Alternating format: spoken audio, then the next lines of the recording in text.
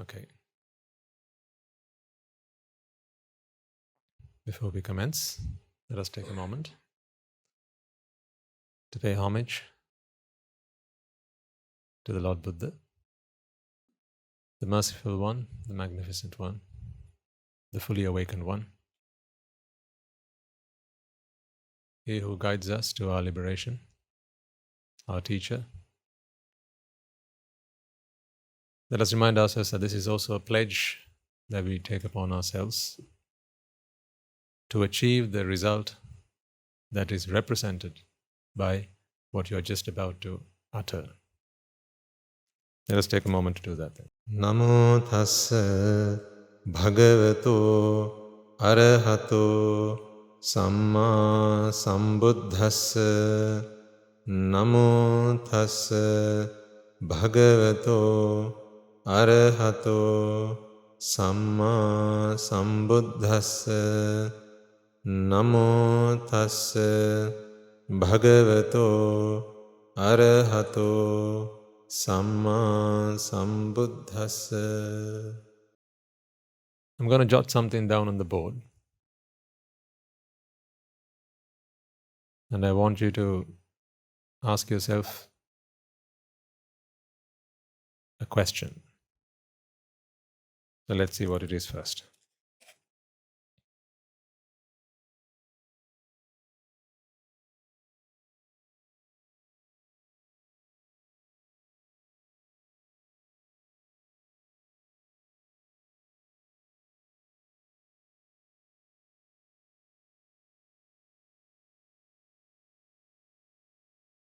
Can you see that?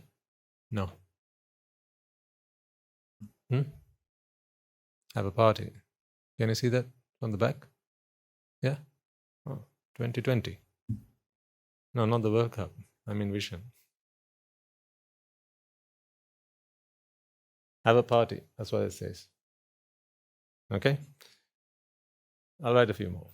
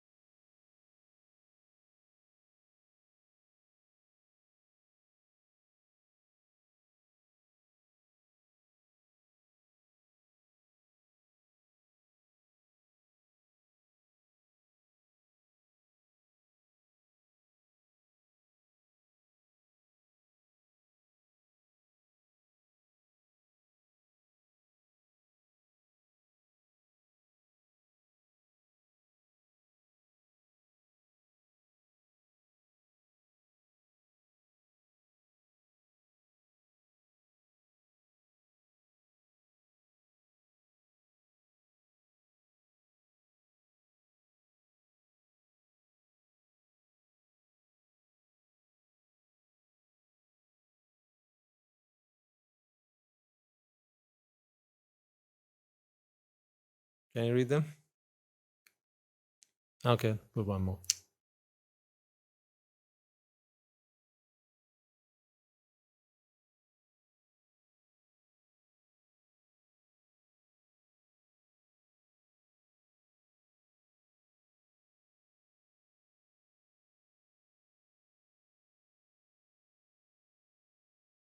Right. Now it's question time. Can the camera see this? Otherwise, our online listeners will not know what we're talking about. You can? Okay. In any case, go to the moon, have a party, not in that particular order. Go on a trip, bake a cake, and have a pet. Fancy that, to be able to have a pet on the moon one day, eh? Well, you're telling me it won't happen? Huh? What about baking a cake? Think it won't happen on the moon? Of course it will. Right. So, question time then. Let's take one that we've all done, at least in this birth. Otherwise, we won't be able to pick one. Right? One that you haven't done. So let's take one that we've all done in this birth. Have a party. Have a party, throw a party, whatever. Question is, we must always do things with a purpose. Do you all agree that you only do things with a purpose? Or do you just, get out of bed and just walk out of your house? Someone asks you, where are you going? I don't know. Just wandering. In which case, your house is what? It's called the mental asylum. That is what you do when you get out of bed. But having a party, question is, what is the purpose? So this is not about should you, shouldn't you. It's simply about what is the purpose.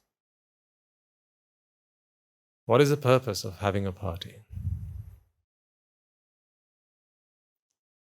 When you feel like you have a party, you want to have a party, can you go back in time to that sort of time in your mind? Last time you had a party? Either at the workplace, home, right? Dues. We've got Christmas coming up pretty soon. Yeah, people have Christmas dues, New Year dues. What do they have? Vesak dues now? So when people want to have a party, when you want to have a party, think about emotionally how you felt about that. Unless, of course, you are peculiar like me, and you only have a party because people that you live with, people that you work with require that you do so. And then, to tick some boxes so that they still let you stay at home without paying rent. Then you have to have the party. But if we're being honest to ourselves,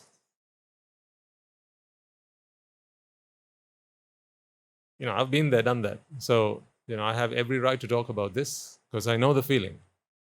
So the last time I wanted to have a party, I recall the emotional connection that I had towards that. And today I ask myself, what was the purpose of me doing it then? Not purpose from today's perspective, but purpose from that day's perspective. Why did I want to have the party then?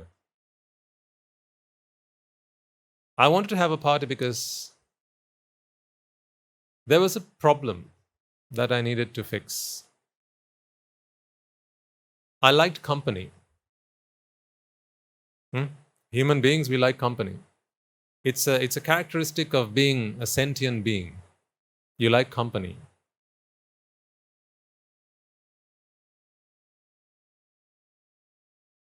They say bad company and fish stink after 3 days.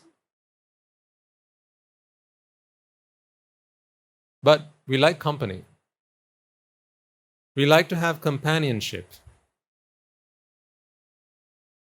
It doesn't feel right when you're all by yourself because you feel loneliness. You feel like there should be someone with whom you can share your feelings, your thoughts, your emotions. You can share a laugh. You feel like there should be someone you can share your culinary skills. Show it off.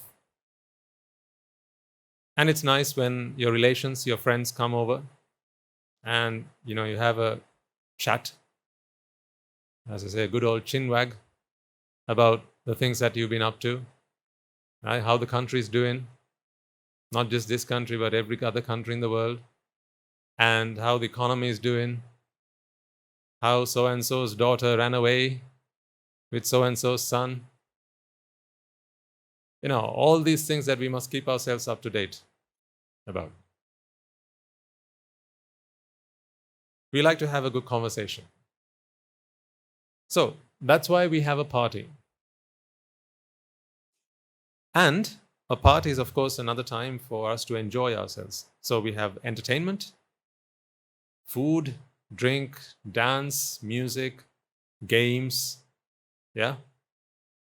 All these things. So just go back in time to the last time you were in a party. Think about all the things you did then. Think about the things that you said, how you enjoyed yourself. What a party that was. So what was the purpose? You felt like there was something within you, okay? Let me know if you disagree. You felt like I'm talking about the average Joe here, okay? I'm not talking about the anagarikas and anagarikas, either resident here or resident at home. Okay, because I know we have two types of anagarikas and anagarikas who come to the monastery. Can you hear me? Okay. There are two types of anagarikas and anagarikas at the monastery. Those who reside here and those who are still at home. In which case, if I ask you to raise your hands, if you're an anagarika or an anagarika, probably most of you will put your hands up and say, yes, count me in, Swaminathan. So I'm talking about the average Joe. The average person, think about you before you became, the so-called anagarika. But there'll still be some of you who are still, in this sort of on both sides of the world, one foot in this camp, another foot in that camp, right? Still trying to figure out which one's right, which way to go about this. So in any case, having a party, you had a party. Why did you have this party? I believe that the reason you had this party was because it was not like you had something physically wrong about yourself that you thought only a party could fix. So it's not really because you were hungry. That's not why you had a party. It's not because you had an itch. That's not why you have a party. It's not because you wanted shelter. That's not why you had a party. It's not because you needed somewhere to sit. That's not why you had a party. Truth be told, you had a party because deep inside of you, you felt that there was a void that could only be filled if you had that party. That's why you had the party and you didn't bake a cake at that time or go on a trip at that time. I want you to engage with me on this. Go back to that moment in time where the thought occurred to you and then you started to organize that. We've all done that, yeah? No one's from Mars. They say men are from Mars and women are from Venus. But hopefully here everyone is from the planet Earth. As I am. Okay? So when we needed that party, we felt that it was only the party that could fix that problem. Yes or no? How do we know this? Yes, because the party happened. Because the party happened. Only the party could fix it.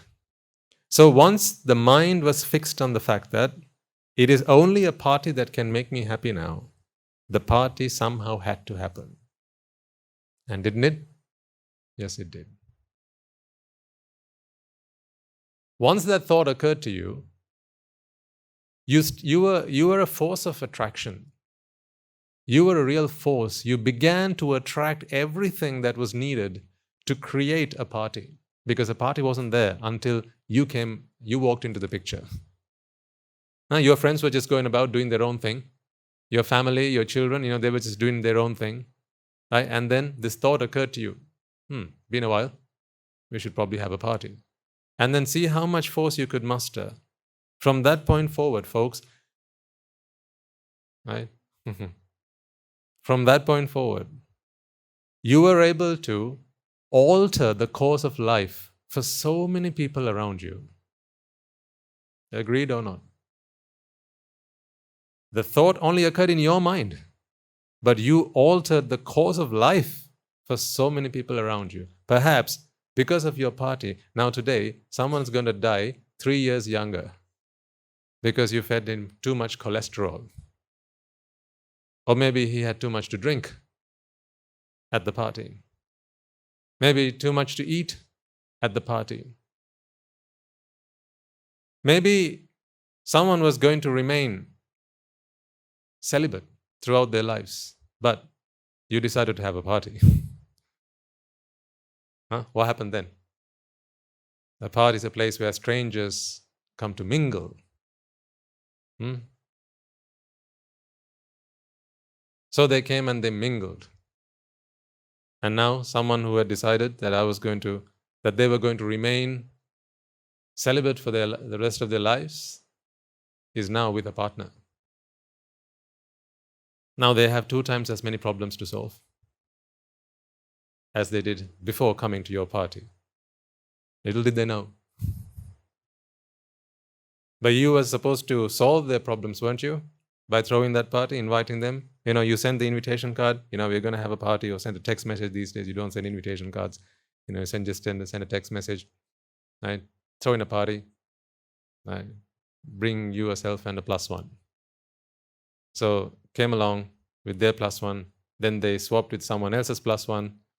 Huh? Isn't that right? Huh? Then someone else's +1 went away with their +1. Right? So hopefully everyone who came to the party went back. Hopefully. Perhaps some of them stayed behind. These things can happen. These things have happened, and these things will happen, because for as long as the mind thinks that the only thing that can make it happy is a party, the party will happen. And didn't it? Oh yes, it did. If this mind was not fixed on the fact that the party has to happen, it wouldn't have. Because remember, no one else wanted it. I'm talking about an instance in which you were the one who felt like it had to happen. Are you all saints and that has never happened in your life? You've never felt the need to organize a party? Huh? Aren't you like me? Yeah, we're all one in this. We're all in the same game, all same fish in the same sea. So we all were there. We were all there. We all needed that. We all felt that there's a party that could fix me, and the party happened. And as I said, the course of life changed for so many people. Perhaps the reason that some of you know each other is because that party happened. Perhaps because that party happened, you've come here today with the person who sat next to you. Had the party hadn't happened, perhaps you would have come here with somebody else. A single instance, a single occurrence, a single event can redraw our course of life entirely. As if you were born after death. The whole course of life can change. One day I was asked to go to a party, and so I did. Knocked on the door opened. I'd only seen them once before, but they invited me to the party. So I went in. I had I think it was a cake or something I took with me. And then gave it to them. Went and found a seat. So we were having just a good old chit chat. And then after a while, more people started coming in. So, as you do, we are polite people. We wish them, hello, good morning, how are things, how's it doing? Sorry, no, it was good morning, it was good evening at the time, right? And wishing each other and greeting. All new faces. Never seen any of them before, except for the hosts who I'd seen once before, right? There was another gentleman who came in, said, hello, Macha, right? About half an hour later, this gentleman goes and takes a seat in front of all of us. And then he says, Samanta Chakkavalesu. That party changed my life. Strange, some parties. Really weird. Very odd. That party changed my life so much. That was the last party I had. I didn't know what I was invited for. I thought it was going to be a party. So I had dressed appropriately. What can I say? I won't say any more.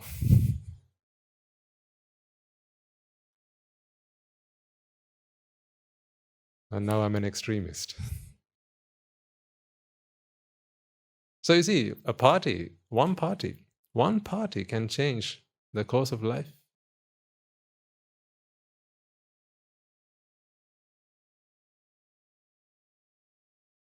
This is because the mind believes that To be happy, it needs to have this party. So it is really the mind that attracts the things that you see around you, the events that happen to you, all the things that you go through in life.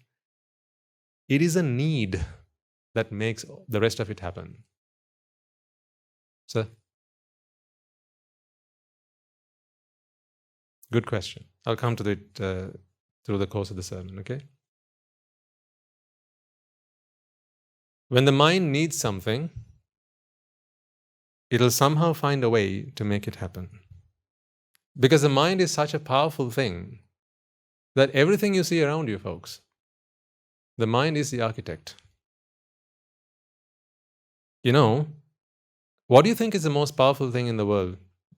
I should have asked you that question before I started talking about the mind. Okay, so just pretend that I hadn't explained all this to you. Okay, if I ask you now, what is the most powerful thing in the world? Some of your answers might have something like atom bombs, nuclear bombs. They are the most powerful things in the world. They're powerful, aren't they? They can destroy entire continents, can't they? You know, someone said recently, I think it was Guru Handra, he said, if we ever have a third world war, the second we had, right? Next one is the third world war, right?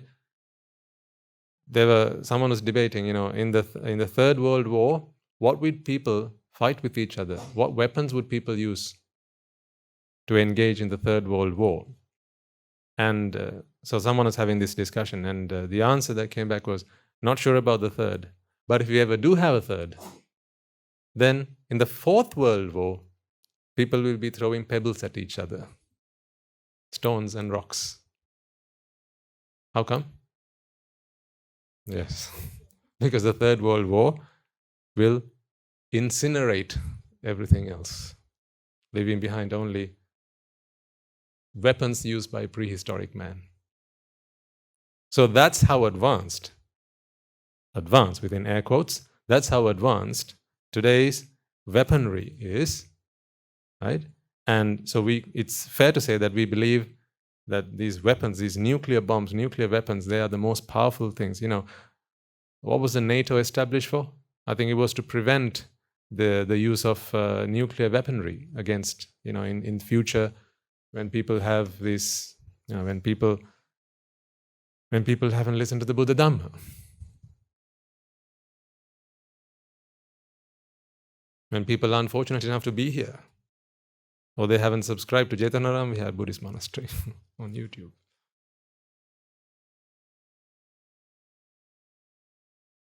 So, nuclear weapons are the most powerful things on the planet. How did they come about?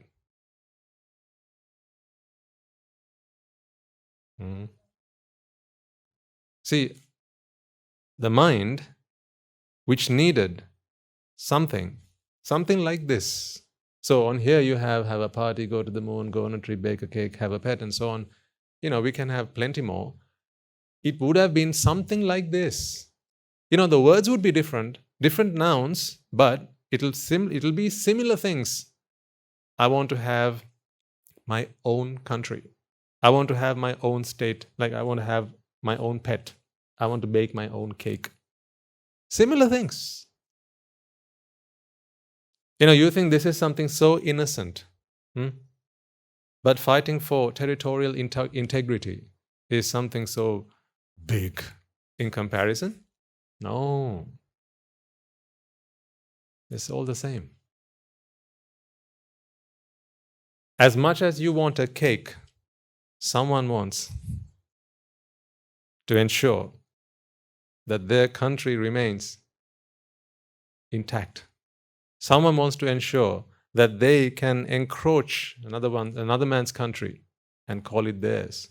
Someone wants to ensure that they can become ruler of not just one territorial portion of land, but more, and so on. So when someone wants another country, or if someone wants to be the ruler, someone wants to be a dictator, someone wants to go and take other people's land, whatever, if they're willing to go as far as If that mind, right, so ignore the they part, if that mind is willing to go ahead and create nuclear weaponry, are you telling me that you won't do it for this? It can happen for this also. Because after all, one is a cake, the other is a piece of land. What's the difference? Just depends on how badly you want it. That's all it is. Just depends how badly you want it. Tell me, in school, you would have had fights at school, in your school days. Fights with your friends, fights with people who then went on to become friends, fights with friends who then were the last time you call them friends, right? Have you never fought for something so insignificant? Maybe a toffee or a chocolate, right? Or maybe a seat. You don't fight for that here, but think about, back in the day, donkeys, yes. Donkeys, yes. Right? Did you not argue, did you not, fight for the seat that you had reserved? These are proud moments in your life. I'm just reminding you. Remember that time when you got into the bus, you left your bag, then you just nipped out for something very quick and you came back and someone had taken that seat. Or you were at the concert, or you were at the cinema and you had reserved your seat, someone came in and they'd taken your seat. Just think about when you needed something so badly, the extent to which you were prepared to go, to regain, to acquire, to possess something that you felt you needed so badly. So when the mind wants something, folks, there's no saying how far the mind is willing to go. There's no telling how far the mind is willing to go to get it. We've seen complete and utter destruction in the face of when the mind wants something it really needs. Thankfully, the mind doesn't want a cake so bad just yet. It doesn't want to go on a trip so bad just yet. But there will be a day when someone will want to go to the moon, when someone will want to have a party, go on a trip, whatever, buy a car, get a house, get married. Do you know the kind of things people do when they want to get married to the person that they want to be with? They'll say it's in the name of love.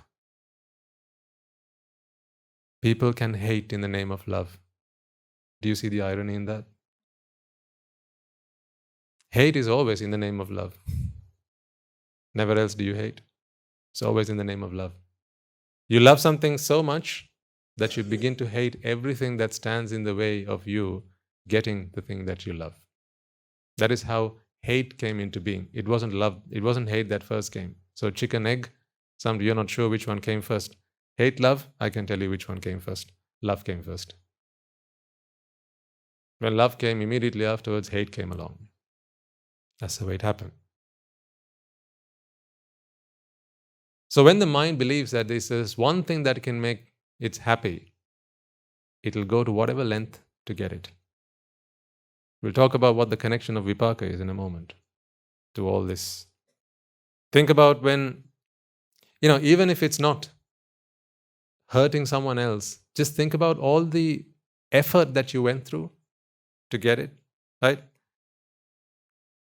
Most of you in the house will have been married in your life. Go back to your wedding day.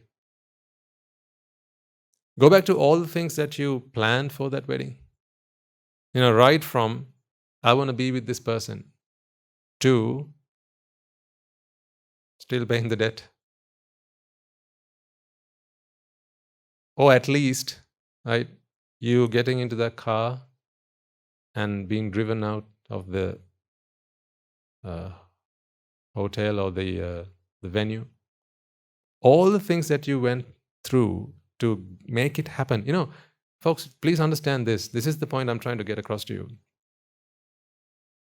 You didn't go through all that for the person that you love. Although you will dress it up in that. It wasn't for the person that you love. It was simply a demonstration of how vexed the mind was.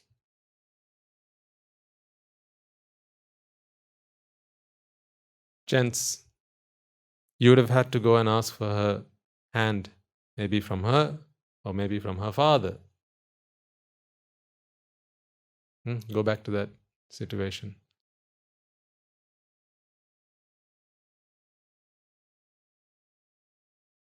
Remind yourself how you dressed up for the event. How many times did you go and stand in front of the mirror just to make sure that you were properly dressed for that?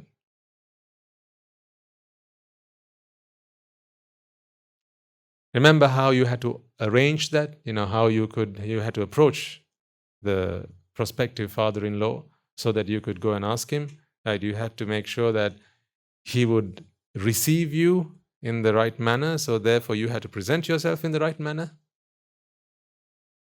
So somehow you arranged an appointment and you went, right? Now you have to prove yourself to this Almighty God who stands in front of you, who has the keys to your happiness, who holds the key to your happiness, right? He and He alone gets to decide whether you shall live happily or die trying.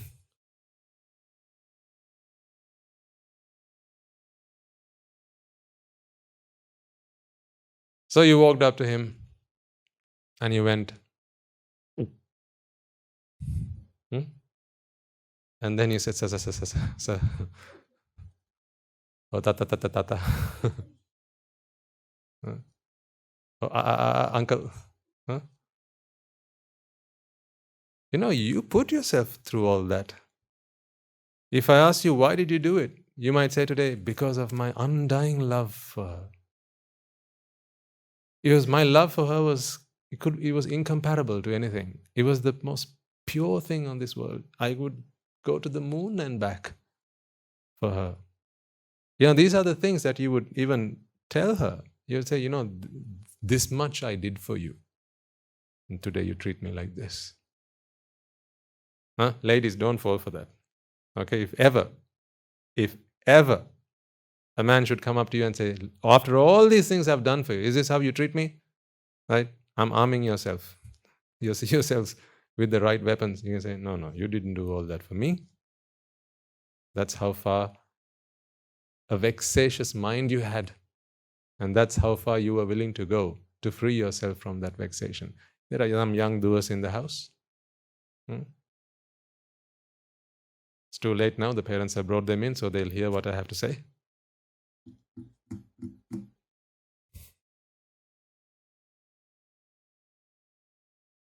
People will come up to you and say all sorts of things to your face because they want to look nice in front of you.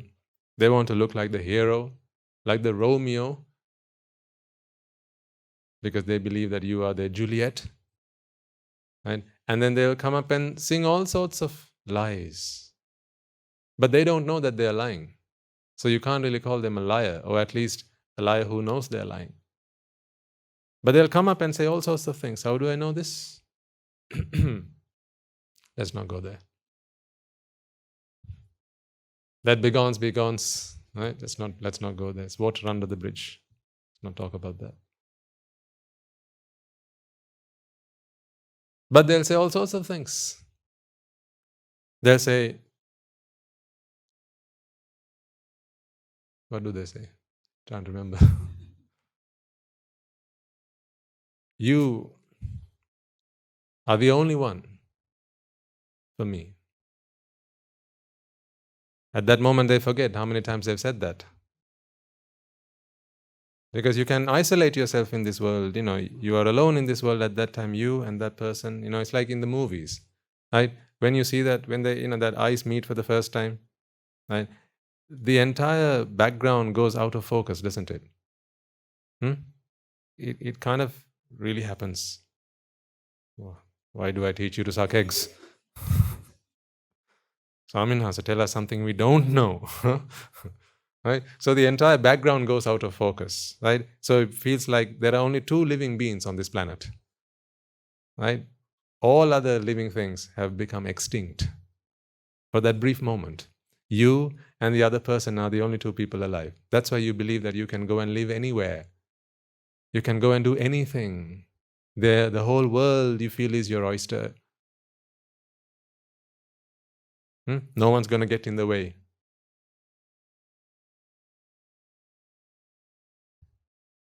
You believe, you feel all these things, and you keep telling yourself all these things, and you believe all that nonsense.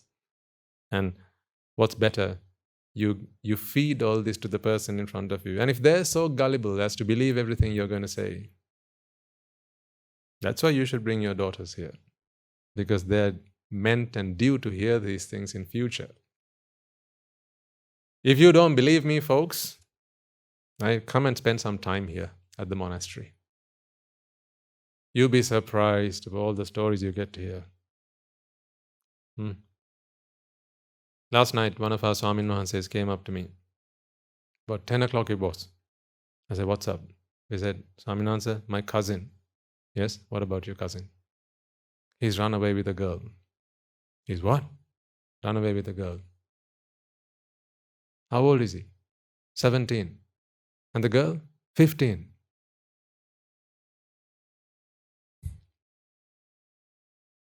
"Well, like your cousin?" "No, it's a distant cousin, but run away." "Though, you sure you're not going to run away?" Looking so innocent now, huh?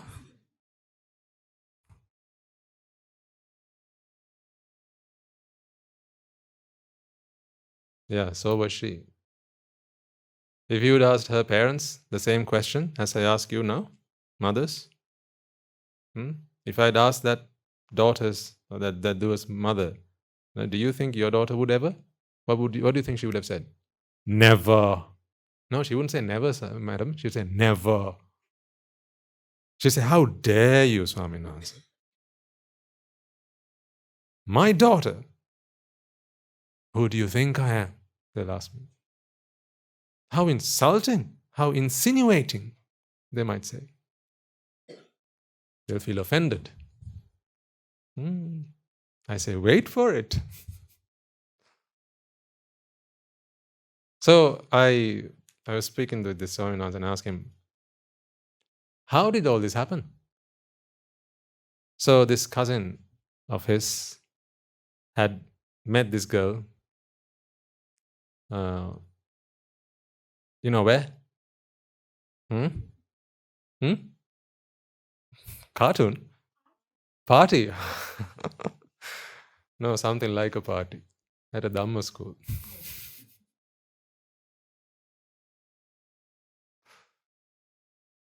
Not Siumaga. Nomaga.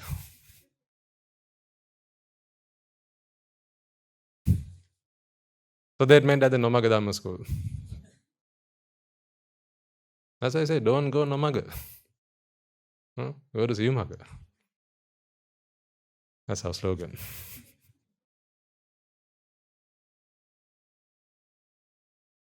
So they'd met at a Dhamma school. And they'd exchange phone numbers. So you should equip your children with these devices, because just in case they have to run away sometime, leave a message, or at least, GPS, so you know where you're going. And it's good to take them on trips from time to time, because at least they know their way around the country, right? Yeah. You should take them on trips every now and then. And usually, those are the places they go to, where you go on trips, right?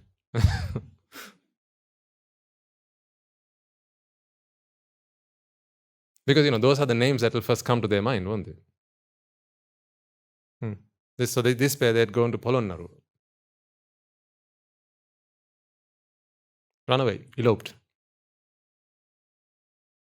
So the parents are in such a state, you can imagine.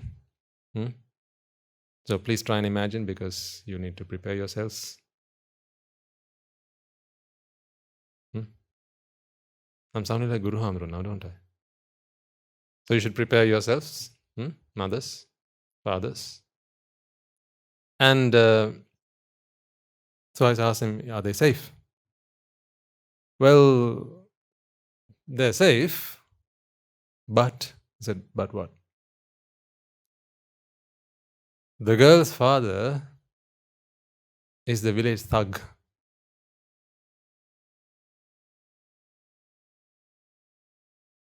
So he'd rung this boy's mother and had said some nasty and terrible things. So now there's a death threat. What is worse than a warrant? A death threat. So now there's a death threat. So the father has said, or the girl's father, if I find this boy who took my innocent girl, very innocent.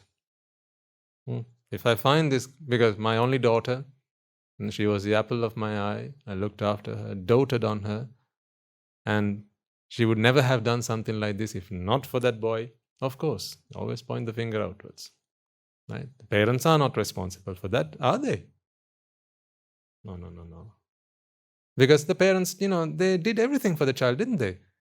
They looked after her, they fed her, they clothed her, right? They gave her shelter, they gave her good education, right? They taught her math, they taught her science, they taught her geography, they taught her biology, they taught her chemistry, they taught her physics, right? Now she can live happily, can't she? But of course, being the village thug, you wouldn't take her to the temple or to listen to this nonsense that we talk about every week. Meaningless junk. What good is any of this stuff, is it? All negative stuff. Talking about death and disease and decay, lamentation and sorrow and fear and grief and like the weather outside. So gloomy. Should talk about something more positive, right?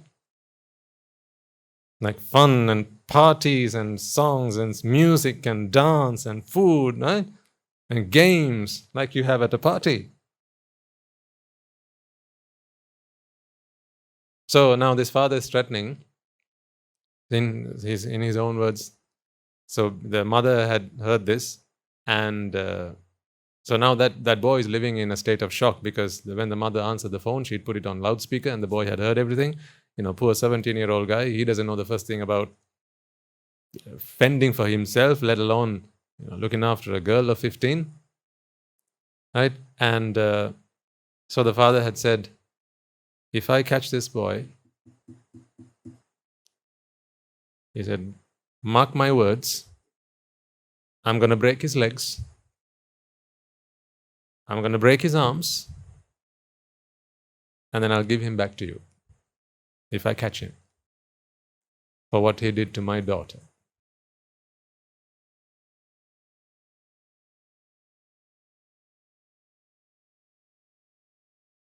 So the Swaminathan came to me last night, and for about a whole 2 hours we were talking about what we can do now to help these two young children. And the thread goes even further. If you inform the police about this, because if the police gets to know, then the whole village gets to know, right? The police will come looking for the girl, and then the girl's parents will no longer be able to maintain her innocence. Right? So the word will get out, and then everyone will know that she's been up to, or at least the people will start to, they always guess the worst, don't they? You always suspect the worst has happened. And what's even worse is now the father wants the daughter to get a check done. Right? Can I leave it at that? Yeah? He wants the girl to have a check done, but she's refusing. She vehemently refuses. For whatever reason, we don't know. The father doesn't know, the mother doesn't know. But she won't let them do it. She says, no, I don't want that. So you can imagine the state of mind these parents are in now.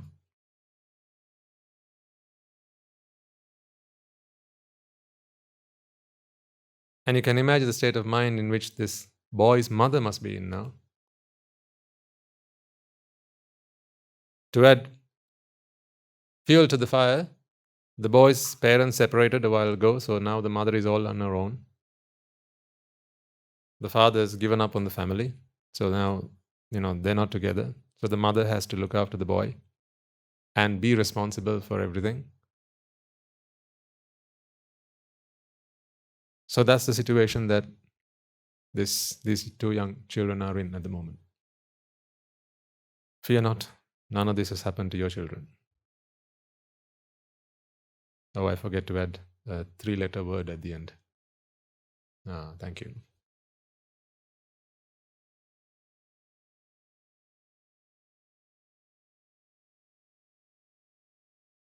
This is just one incident. Now that boy can't go back to his home because the girl's father is out to get him. She can't report this to the police because if she does so, now the police is going to go and then speak to the father, and the father is going to find out, and then things are going to get ugly. Poor mother, she's all by herself, no one to help her make her decisions and the right choices. Right? She's not wealthy, she's not powerful, she's not connected to people. No, she's just there to fend for herself. In all this, folks, I only see one mistake. I only see one mistake. What was that? She should have locked the door at night, shouldn't she?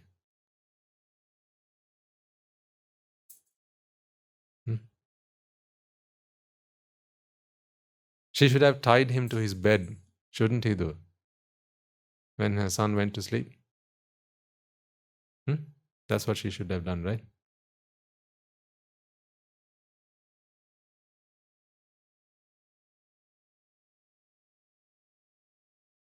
Oh, no. She should have castrated her son.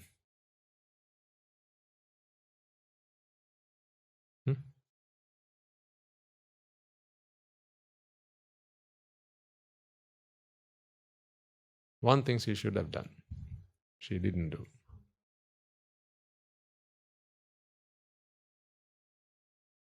She didn't do what her sister had done with her son.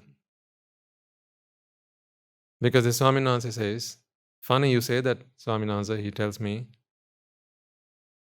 because when I and my 2 brothers left home with our parents' blessings to come to the sasana, all 3 of them, when I and my 2 brothers left home to come to the sasana, my cousin's parents, they dished us. They said, nonsense, these people, what are they going to do? Ruining the children's lives. Did you catch that? Ruining these young children's lives. Ordaining at such a young age. Haven't even completed their education yet. They haven't even started to earn a living yet. What do they know about life? So she decided to keep her children home and teach them everything about life. Apparently she's done that.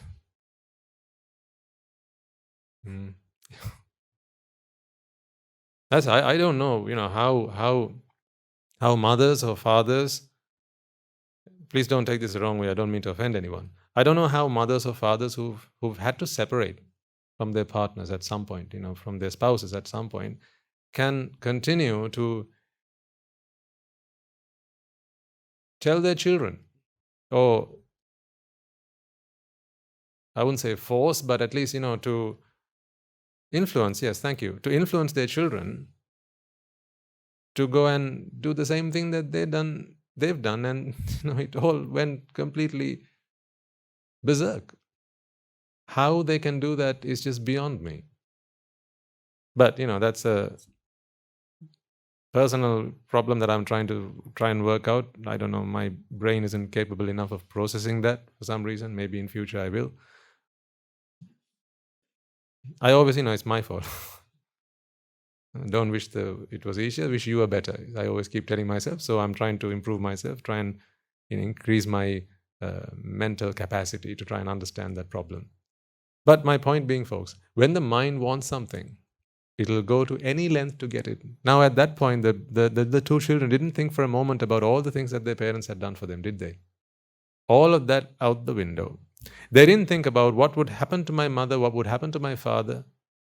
The girl didn't think about this. In fact, the girl didn't think about the fact that her father is a thug, right? You can't be a thug in secret, right? Everyone knows. It's a village thug, right? So the girl knew about this, but look when she said yes to that boy, didn't she open the gates of hell on earth to that young boy? When she said yes, let's run away. So all in the name of love. All in the name of love.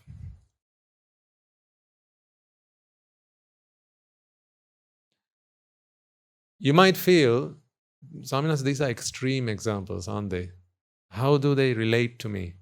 You will only keep saying that until. Because if that mother was to come and sit down here, well, actually, if she would come here, I wouldn't have to do the sermon from there on. She will come and give you the sermon. She will tell you what you need to do. She will tell you what she didn't do, but she should have done. And she will tell you about all the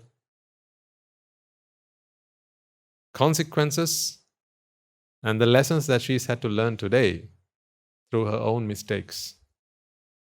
Because when the mind wants something, folks, please bear this in mind, it doesn't matter how old that mind has been living inside this body. So just because your child is young, don't think that they're innocent. Innocentness has nothing to do with age. An arahant is innocent. Innocentness can only be defined as a function of how little or how less the mind is vexed.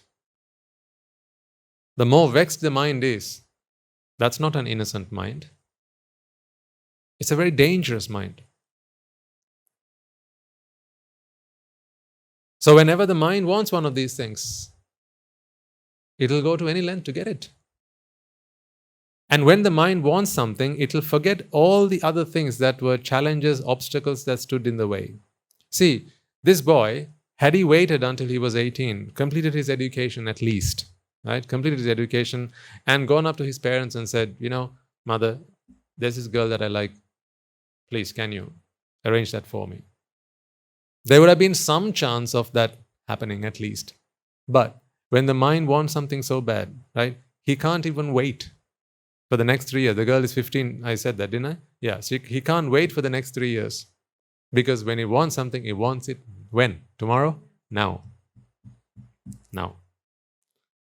The reason for that is the mind that needs something arose just now. That's why it wants it now. Tomorrow is not fine because that's not the same mind. It's not the same chitta. It's another chitta. So it wants it now.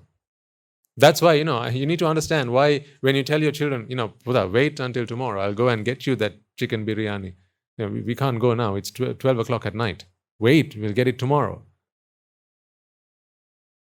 If this child does not understand about the world and how things work, how things operate, and the fact that, clothes shops are not open all the time, around the clock, and if their vexation is not filtered by this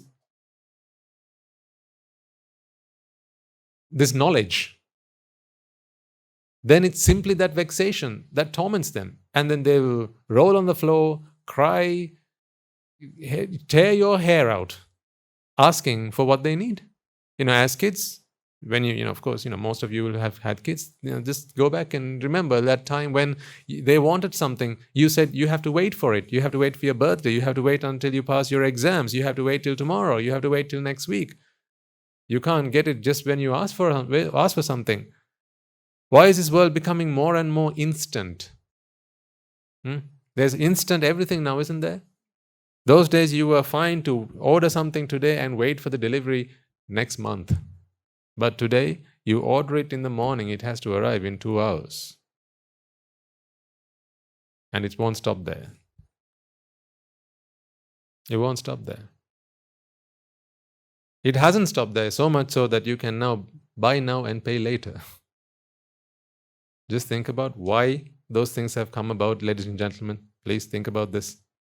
Look at, we can think that our economy, our finances, our financial models, they're so advanced that we can now buy now and pay later. You think that's an indication of human advancement? You think so? Human advancement is buy now, pay later? No. Those days, if you wanted something and you couldn't afford it, you waited. You waited it out.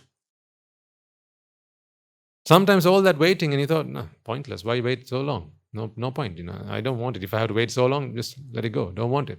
Or in that time period, other things happened in your life. And you were fine. But you can't do that now. The invention of the credit card is not an indication that we are an advanced species. It is an indication that we are on the decline.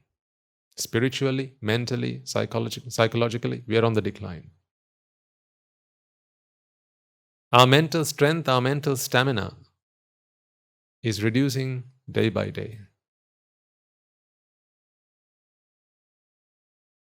If people were allowed to, go and live in the supermarket, I think people would choose that. Because when you want it, it'll be there. People can't wait. Because everything has to be instant gratification. I need you to understand why this happens, because it's only when you understand why it happens you can break this addiction that you have for. It is an addiction. Trust me, it is an addiction. It's like drugs. The more you do it, the more you want it, right? Same way. The faster you get something, the faster you are relieved of a vexation, the faster you are able to gratify yourself, the even faster you want to do it next time. The faster you will want to do it next time. It becomes an addiction. So you need to be able to break, because where's the limit? Where are you going to draw the line?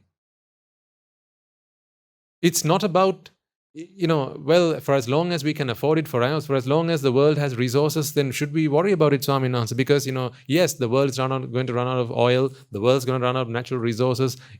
Apparently in the next 50 years, we're going to run out of easily extractable oil reserves.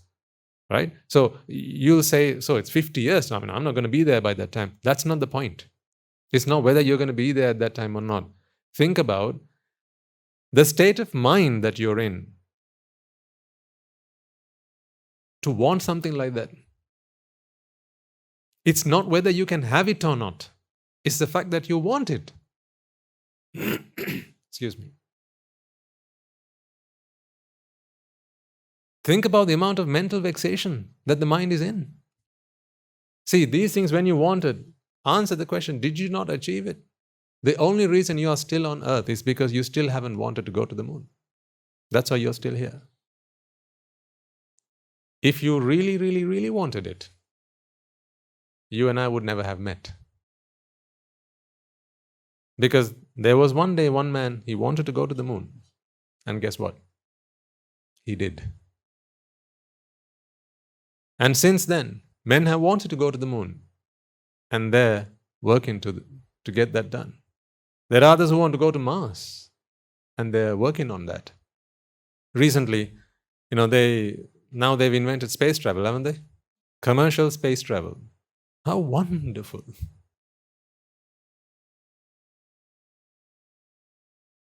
I've got nothing against invention. All I have is a problem with this mind suffering, folks. That's my only enemy.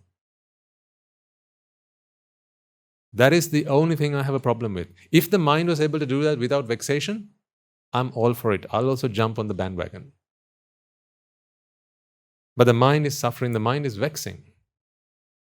What is the point if man gets to go to the moon if the mind is still vexing? What's the point? So what, in a few years' time, it'll not be enough to go to the moon. It'll not be enough to go to Mars. You'll need to go to Saturn, to the end of this solar system. And then people will want to go to the next galaxy and see what that's like. Already, they're exploring, what else is there. And fortunately, thankfully, they say this universe is infinite. And even better news, you know what? It's constantly expanding. Thank God for that. So for as long as the human species exists, we'll always have something to explore. Because the universe is expanding. Things are moving further and further apart from each other.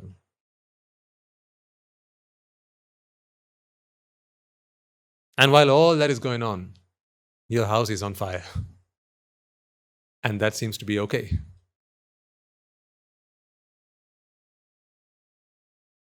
The roof above your head is on fire.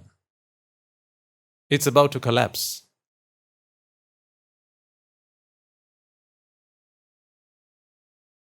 It's an inferno you're in right now, and it's okay. Because as long as, we can keep our minds occupied and busy about what's out there, what's, far outer space, that's all right. As long as we can find ways to travel faster and faster and faster and faster and faster, that's okay, isn't it?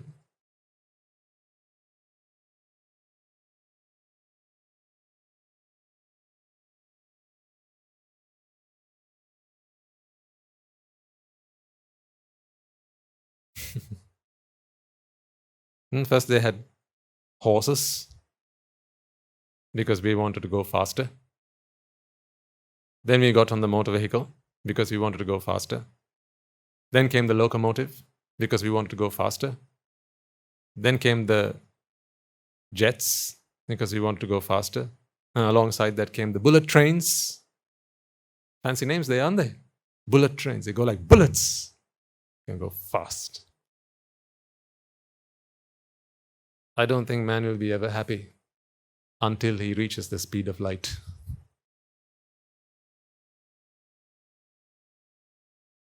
He'll keep looking. He'll keep searching. He'll keep exploring until he can travel as fast as light. Because right now, they say that is the fastest you can go. That is the only reason. That's what we are like, right? Once you set a target, you have to somehow achieve it.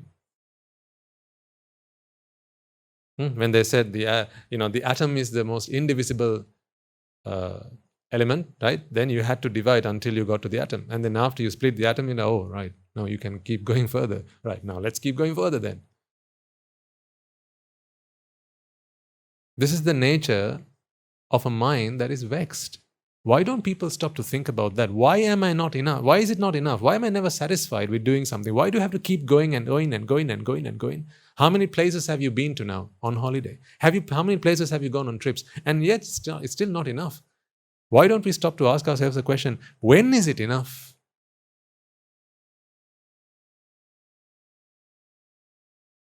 When is it enough? Because until you answer that question, folks, you are never happy. But if I ask you, why do you go on that trip? Why do you bake that cake? Why did you throw that party? Unashamedly, people will throw the answer. For free, because it's free. You can just say anything you want. It's free, right? Free speech. So you can just say anything you want. Oh, because, that is my happiness. That's what I do for happiness.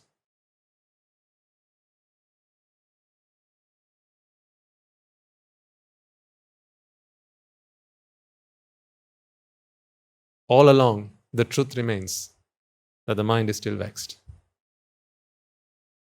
And every time you feed a vexing mind, every time you keep feeding it, it nourishes. That ignorance is fortified. And the more it wants, the less it is satisfied, the less it is made content, and the more it wants. It's like, imagine you had a rubber ball, a sponge of some sort, and you put a clamp around it, and you kept turning the clamp. And you kept turning it and turning it and turning and tightening it. Every time you tighten, it gives you hope that you can tighten it a bit more. Yeah, every time you tighten it, you feel I can tighten a bit more. Even if you were to do it on something solid, right? Say you tightened it, took a clamp and tightened it around a piece of wood. Right? If you are able to turn it just one tiny bit, that last bit, that last turn, you still feel, oh, so I could do it that time, means I can probably do it another time. And you do it one more time. At least you try. But every time you do it, the more energy you need to do it. Because it gets harder and harder and harder. So more exertion, more exhaustion, more tiresome. This is the same thing that happens with the mind.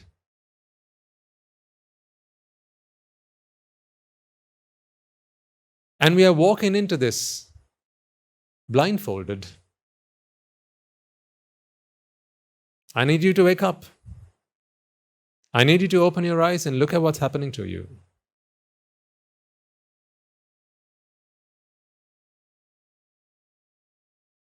The more you tighten it, the more you feel you can tighten it. You can go a little bit more. You'll always keep telling yourself, but the more you do it, the more it's going to be strained, the more it's going to be stressed, and it's going to snap at one point.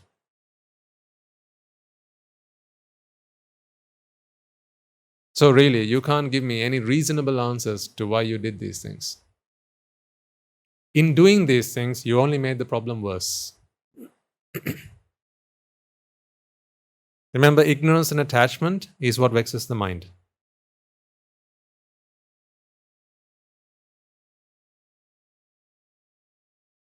Seeking for an imaginary pleasure, seeking an imaginary pleasure, not pressure, but pleasure, seeking an imaginary pleasure, the mind will keep going forth, keep searching for it.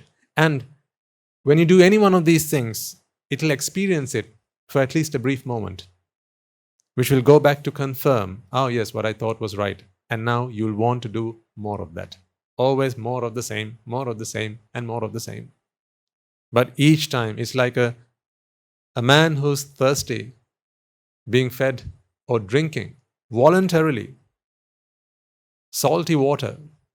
Every sip you take only makes the problem worse, only makes matters worse. So think about that child that I talked to you about, our Swaminatha's cousin.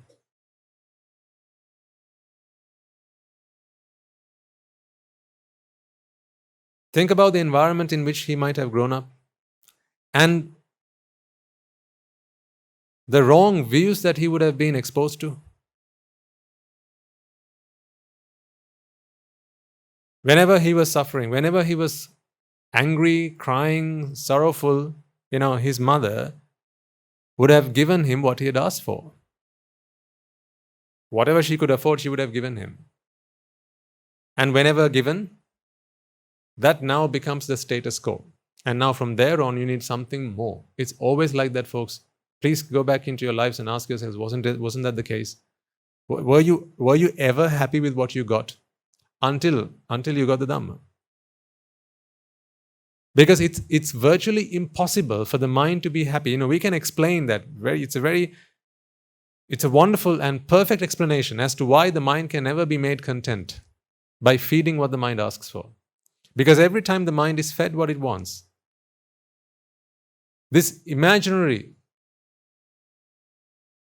sense of self, and the sense of self is further proven to the mind. So this is a false proof to the mind that this separation has happened, therefore giving it this sense of pleasure, as well as whatever the object that was used to achieve that is a source of pleasure. This ignorance, this falsehood is also again attested, and the mind continues to believe this. So therefore it is impossible. So much so that the Buddha was really an anomaly in this series. You know what an anomaly is? When something does not fit the equation, it does not work. It's an unexplainable event that shouldn't have happened. It's so much so, the Buddha is something like that. The Buddha shouldn't have happened. Technically speaking, something like that is impossible because it's a perfect system. It's a perfect system. The Buddha became the Buddha through the onset of a wisdom with which that mind was able to see what was actually going on. That is a miracle. That's a miracle. Miracles don't happen every day. That's why they're called miracles. They don't happen every day, and they can't be explained. Of course, the Buddhahood can be explained. I'm not saying that it's something,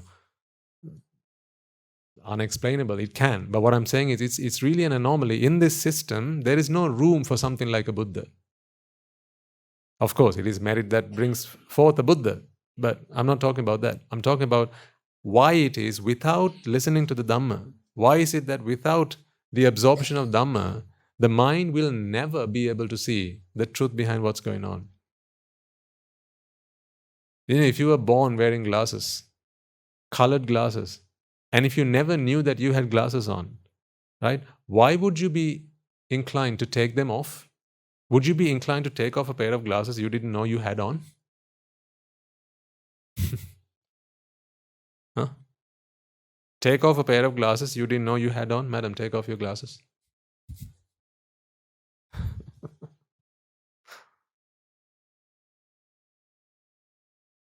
If I ask the gentleman to take off your glasses, and the gentleman go, I'm not wearing glasses on. Exactly. Because when the mind does not know, it's ignorant. That is ignorance. So how does one break out of ignorance? It's a real catch-22. It's the perfect plot, the perfect trap. It's the perfect catch. Only an anomaly can point out that there's a flaw in the system. Only an anomaly. That anomaly is the flaw. That anomaly is the flaw in the system. So ask yourself, we've all done these things. You've been on a trip, baked a cake, have a pet. Why have you done these things? And ask yourself, how many of these things have you done how many times? None of those times was it enough, because you weren't addressing the real problem. You know what? Shame on you. Let me answer this question for me. Do you remember at school, if ever you got a low mark, maybe it was a class test or some assessment, right? Or maybe if you had siblings and there was always a bit of a competition among yourselves, right? When you had a low mark at school, or if you were never good at something, or maybe if you drew pictures like I draw today, you know my art, yeah?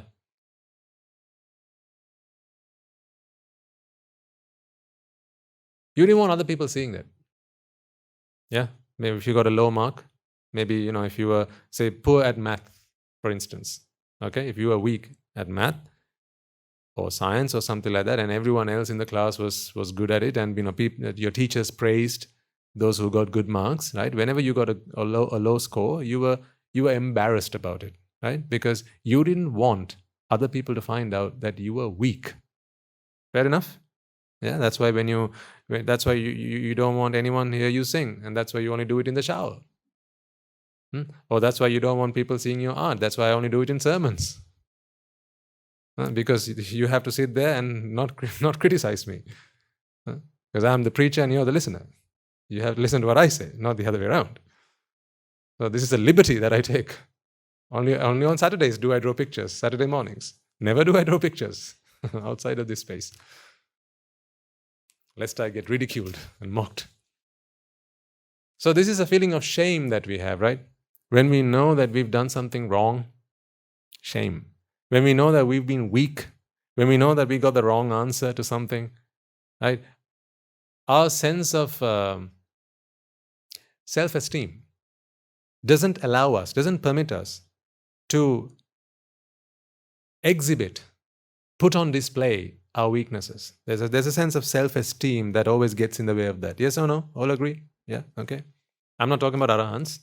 I'm talking about normal people like you and I. Okay? We have a sense of shame about us, don't we? That we don't like to, a simple example, we've all been there. Like, when you hear that noise, and then you turn around and go, Tommy, how dare you, when there are visitors at home? You know what I'm talking about, yeah? Embarrassment. That's why when you go into the washroom, you turn on the tap in case someone hears you. Because those are noises no one should have to hear. Embarrassment. Not things you should be embarrassed by. These are natural things. What you should be embarrassed by is what I'm about to say next.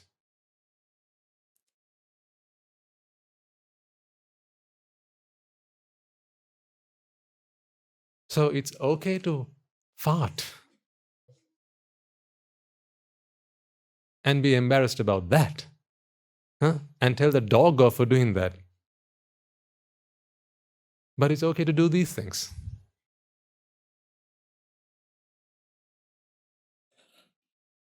Shame on you.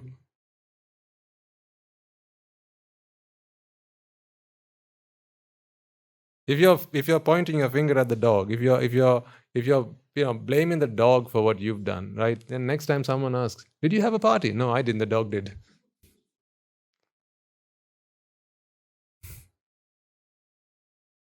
Because this is true embarrassment. The only reason you can keep a straight face, right, and stand here or sit here and listen to me go through all this is because you all do it. That's why, I don't know how they do it in Sri Lanka, but those countries, when you go to the gym, right, in the men's, again, I don't know other countries or other cultures or how they do it, but in the men's, when you go to the gym, right, everyone's naked. Yeah, that's a fact of the day. Okay, interesting facts from around the world. Okay, so in the men's, it's generally considered okay, and that's how people are, because they don't look at what they don't go inspecting other people. That's not what they're there for. They go to the gym, they get their workout, and then they go to the shower room, undressed, take a shower, and then they go about their day to day, right? But you would never be naked on the street, would you? Or outside the washroom, on the gym floor? You wouldn't do that. Why? Because you would be the odd one out. So when everyone is naked, then nakedness seems to be okay.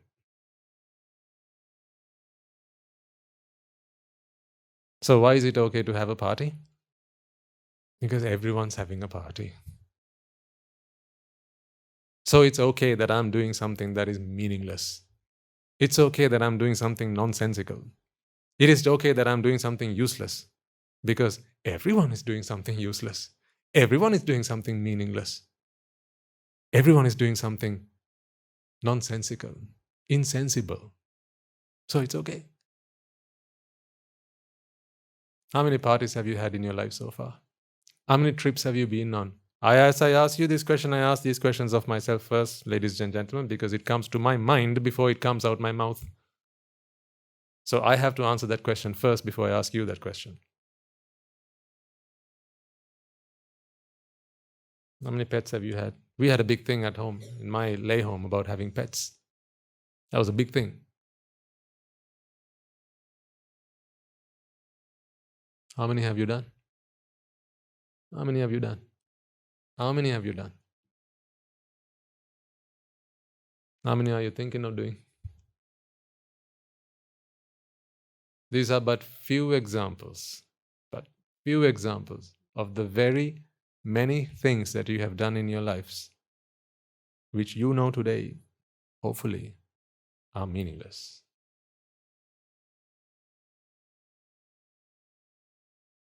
it's okay to do them because every other Tom, Dick and Harry is doing it. Because when you're in a mental asylum, it's okay that you're running around, right? Naked. Huh? It's okay that you're running around screaming and jumping up and down, waving your arms in the air, and doing frog jumps.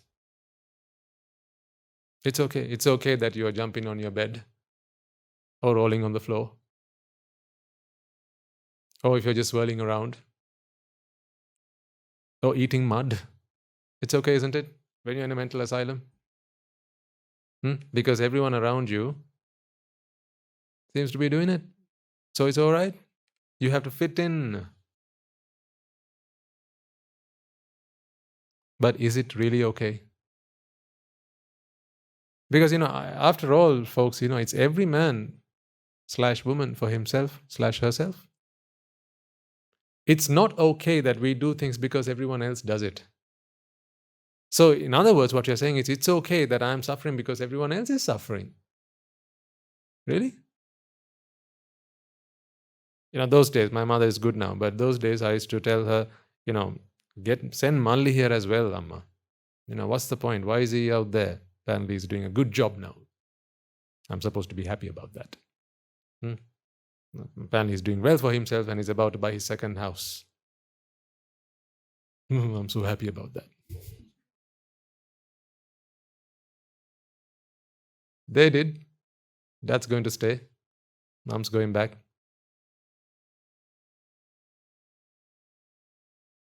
So, I've been telling her, now she's good. Now she listens to me. But those days she used to say, but Swaminas, if everyone did what you're saying, then how would the world go on? She would always find herself arguing with me on this point. If everyone did that, then who would give you alms? See how far the corrupt mind is willing to go to fight its corner and to fend for itself? She used to ask me this question. If everyone came and ordained, Swaminatha, who would offer you alms? You'd all go hungry. I was like, yeah, you're right. Yeah, don't send Malli.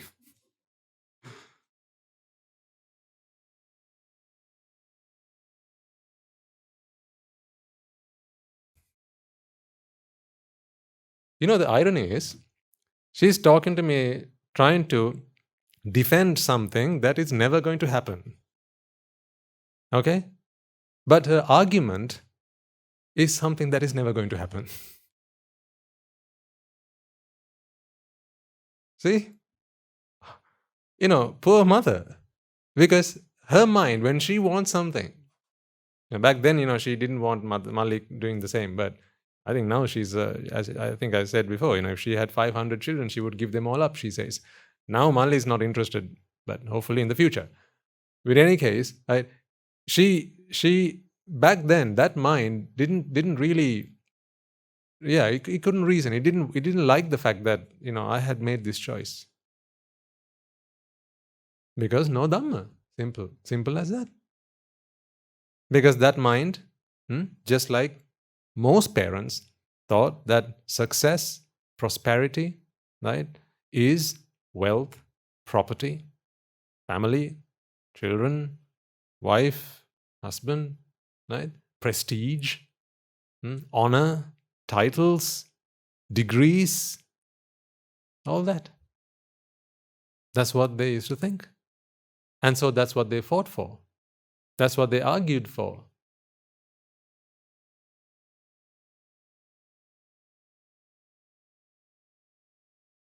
But I can no longer do these things, folks. I just can't. I don't want to have a pet. Not because I hate pets.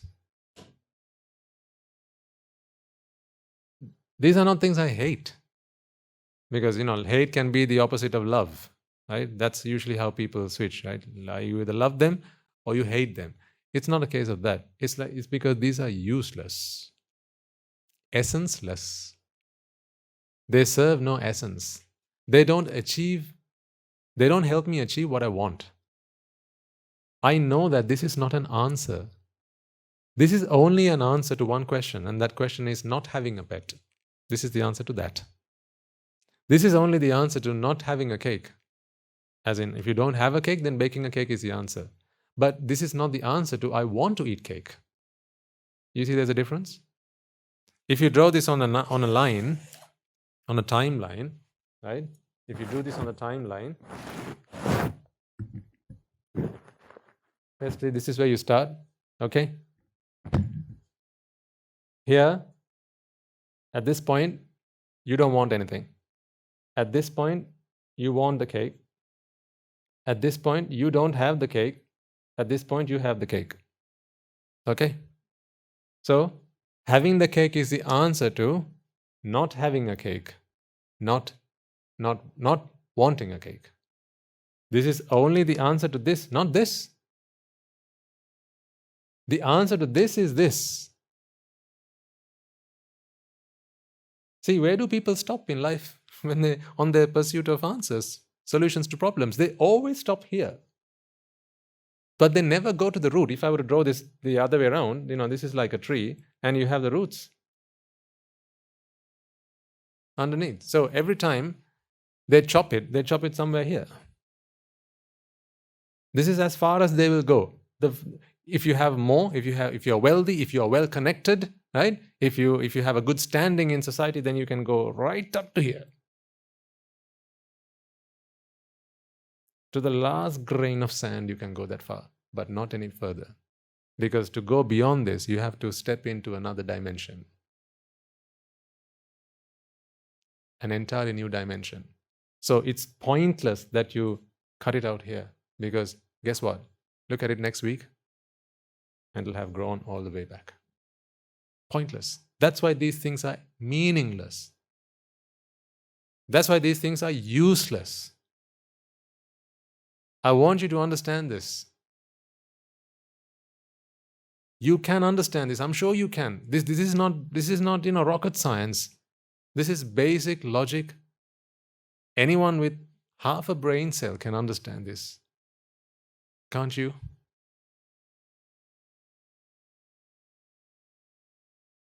You can understand this. I'm sure you can. From the young ones to the elderly ones, you can all understand this. Look at all these solutions that we've had taken in life. These are some of the things you've done in your life.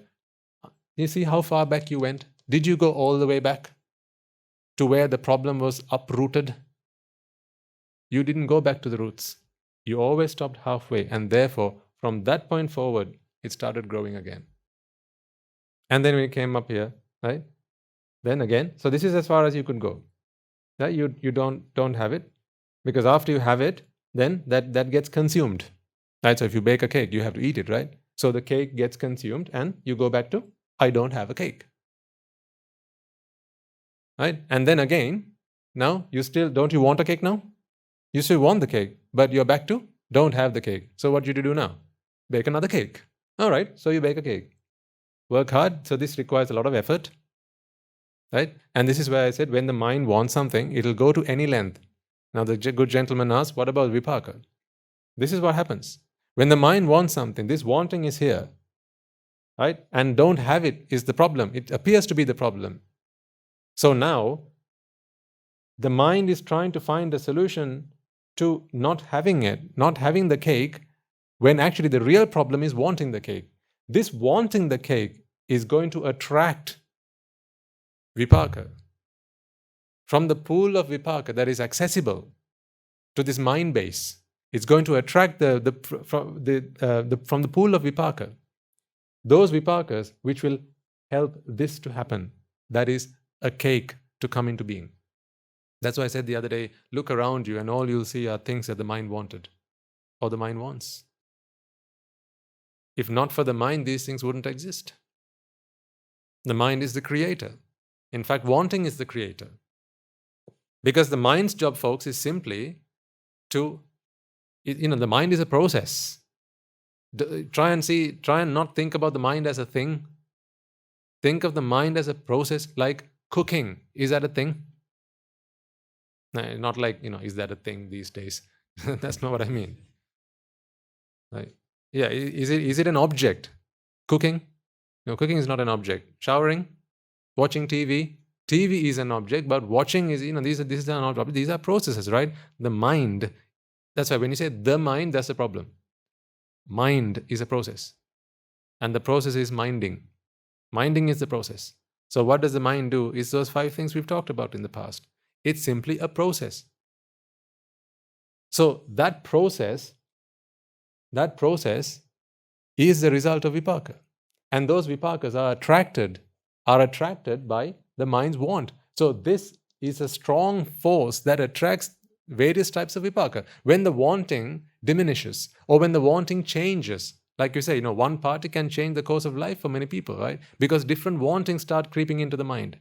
When you sit in front of the TV for half an hour, you are a different person to the person who sat down in front of it half an hour ago.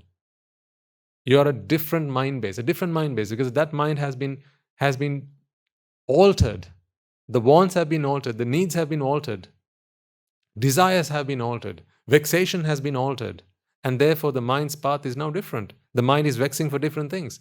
Go and spend half an hour on the phone with a friend. You'll come out of that wanting different things. Aren't there plenty of times where you decided to go on a trip after speaking to a friend on the phone?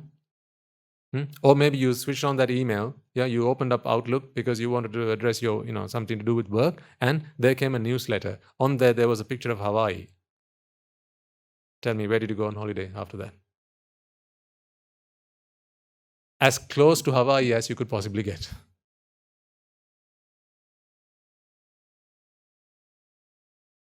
Because when the mind wants something, please think of it like a magnet being switched on. Think of it like a magnet. When the mind switches on, it's just processing whatever comes to it. But when this magnet switches on, now that mind base has been defiled, and therefore it attracts a certain kind of vipaka. It is very particular about the vipaka that it attracts. That is why, for instance, say betel leaves, right? If you find this bitter, okay? If you find it bitter, isn't that vipaka? This bitter taste will be vipaka. What you could do is, if the mind didn't like it, because say someone said, oh, if it's bitter, what you can do is, maybe someone says, add some sugar, something sugary. You can apply some jam or something on it, someone might say. Okay, something sugary. Now, if the mind wishes to experience that, now this new wanting has come in. It wasn't there until then. It may be that jar of jam is in your cupboard 20 meters away in your kitchen, and you're in the living room. Now, that mind is able to attract all this vipaka from the universal set of vipaka, just the right amount of vipaka to get you from where you are to the kitchen 20 meters away, and open the cupboard, take out that bottle of jam, right? Or open the fridge, take that bottle of jam, get the butter knife, right? And start applying that on it. All of this is vipaka. It is all vipaka. Everything is vipaka in the end. All of it is vipaka. But certain patterns of vipaka are attracted towards a mind that takes a particular nature. And that nature can be altered by, as we discussed last week, how habits are formed and so on, right? By the drushti, by what you experience. And that drushti then going on to create attachment in the mind. These wants. But you see, even if you did that, right? Even if you did that, so say someone said, if you don't like the bitter, you can apply some sugar on it, and then it won't be bitter. It'll be a better taste. It'll taste nice. That's how you do it. So now that wanting has happened. So, but you don't have it because the betel leaves is just there without the sugar. So now you walk into the kitchen. Walking into the kitchen is all vipaka. That's all vipaka, right? But that vipaka is now only drawn because of this wanting. Had this wanting not come, that vipaka would have stayed wherever it was. It would not have manifested. A different kind of vipaka might have. So, if you like the bitter, now going to the kitchen vipaka is not going to be drawn. But that kind of vipaka may be there. So the only way we can confirm the existence of a certain kind of vipaka is actually when it happens. Unless, of course, you can, see the vipaka pool and see what all the possibilities and variants are. That is only something that is visible to a Buddha, who can see what kind of vipaka is about to happen. But we don't need to. We don't need to, learn or find out about that, because, it would be nice if you could. Right? So then you can avoid, like if you say, for instance, if you went up and asked someone for something and they were about to hit you, now you could have not asked for it. But I don't believe that the Buddha walked around checking what the vipakas are. He only did it when there was a need for it. When there was a need to help someone free themselves from suffering, that's when he did it. He didn't just walk around always looking at what vipakas are about to happen. Because that requires a focus on that. You need to focus on, exploring that vipaka pool and see what vipakas are about to happen and how that cause and effect principle will bring about and manifest certain kinds of vipaka.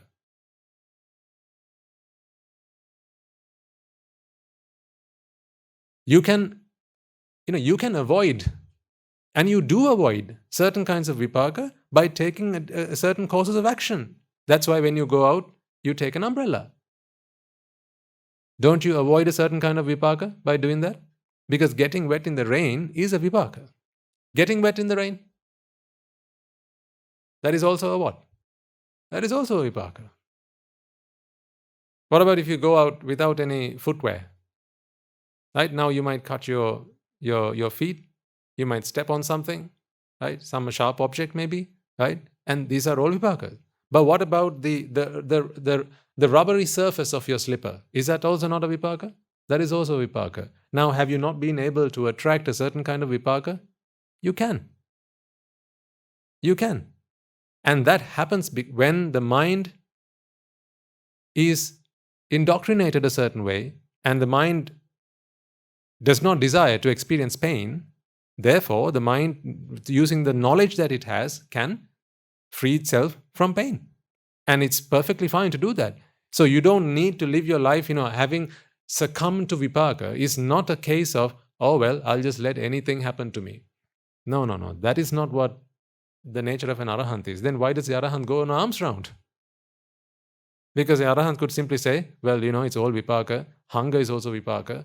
And the gastric juices and all that is also vipaka. The acid is now going to go and it's going to burn my intestines, and it's also vipaka. So let me just be like that. He doesn't do that. When the arahant gets a headache, he goes and gets some medicine. Right? When he's cold, he'll go inside his kuti. If he wants some fresh air, he'll walk outside the kuti. Right? So you are able to attract the kind of vipaka that you desire. Why are you here? Because you want to attract a certain kind of vipaka. If you didn't have this vipaka, sir, you wouldn't be here today, even if you wanted to. If you didn't have this vipaka, even if you wanted to, you wouldn't be here today. There are some people who wish to be here to listen to this sermon. They'll be tuning in online, but they don't have the vipaka to be here. They don't have the vipaka to experience the surface of that chair on their backside. They don't have the experience to listen to this. Actually, they're not listening to my voice, are they? They're listening to a speaker. Vibrate the air around it. You're also listening to the vibrations of air, but at least this is how I sound. How do they know if this is how I sound? Perhaps, Dasandra is doing something to tweak the voice. Who knows? But because that is their vipaka. They don't have the vipaka to come and eat the food at the monastery. So it's not happening. Perhaps if they wanted to, they could try whether those vipakas do exist for them.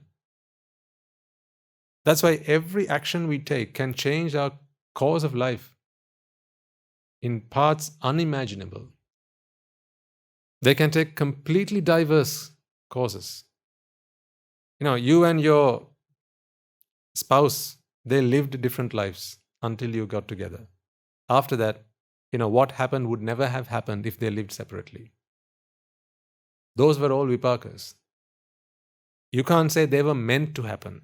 There is no such thing as something is meant to happen. Although we say it, it's not, there's no such thing as something's meant to happen. What is meant to happen is what has happened. That is what is meant to happen. What has happened is meant to happen. Because what is about to happen next can be altered. Because it's always cause and effect. Not cause now, effect later. Always cause and effect. Effect now is cause now. Effect next is cause next. Effect after that is cause after that. Whatever the causes are, that manifests the effect. So how did all these things happen? These things happen because you are somewhere with someone doing something and an idea got into your mind that if you want to be happy, this is one way you can be happy. Someone had a cake and said that. Someone bought a pet and said, ah. Someone went on a trip and said that.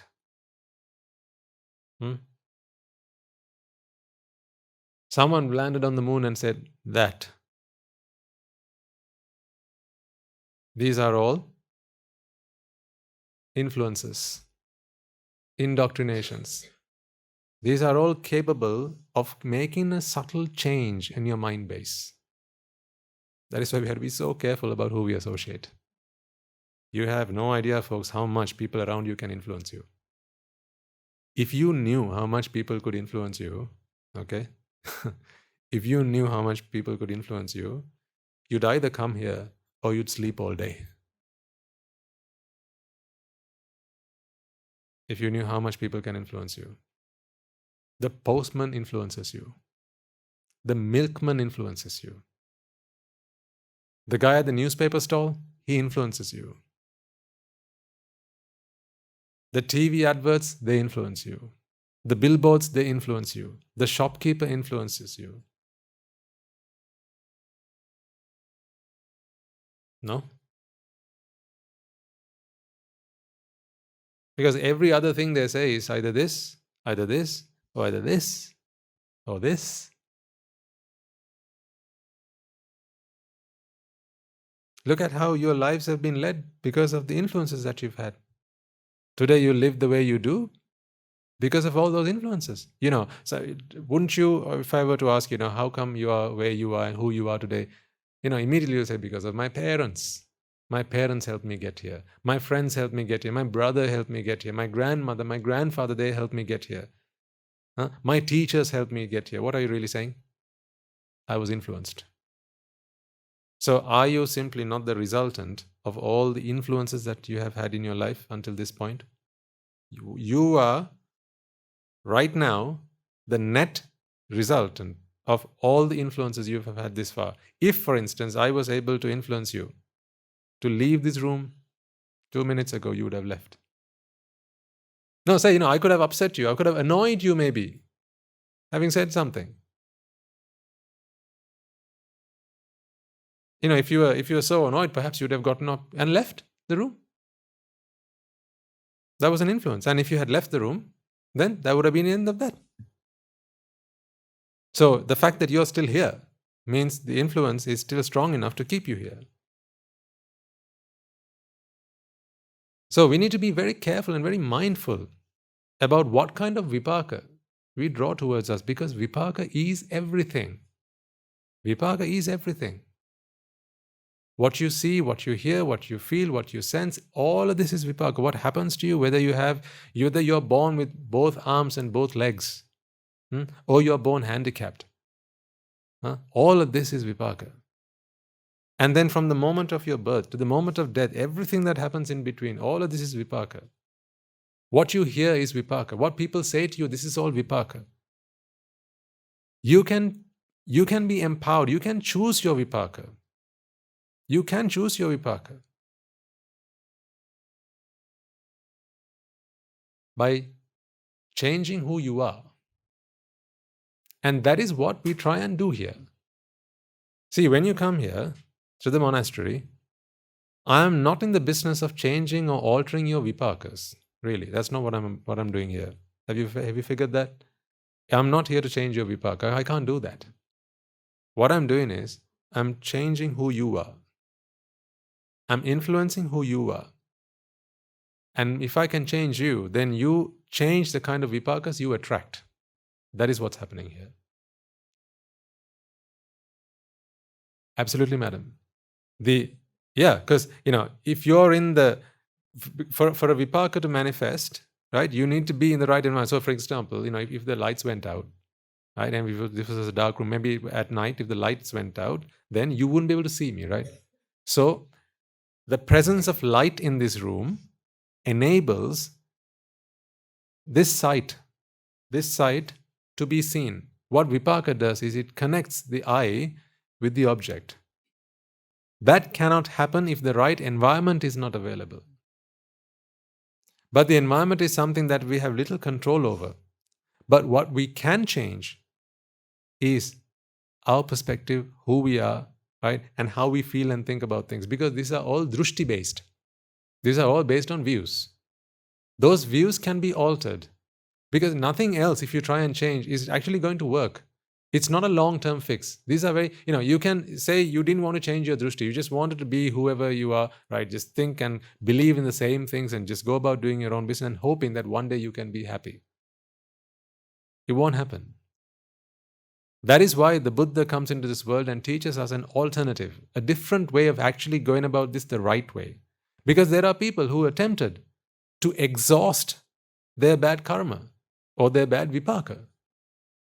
And try and achieve that as their path to liberation. There are people who try to do that. Did it work? No, it didn't work. One of my colleagues who sat right next to me at work, his philosophy was that in order to free oneself from suffering, you have to indulge in sensuality. And he believed this wholeheartedly. So when I said, I'm leaving and I'm going to... In fact, when I first came, I said I was going to go away for 6 months. So I took a sabbatical for 6 months. And then 6 months turned into 6 years. Well, almost, right? That's how it happened. I'm still on a sabbatical. No. Honestly, I went back and told him I'm not coming anymore. But anyhow, when I explained to this gentleman, I'm going to try out something different, right? And he said, he wanted me to explain to him what I was going to do. And I said, in this philosophy that I believe in, it talks about changing the way we think, ridding the mind of attachment. And to rid the mind of attachment, you've got to understand the truth about these things. Then, really, the truth is you don't need to let anything go. You realize that you weren't holding on to anything in the first place. Beautiful, isn't it?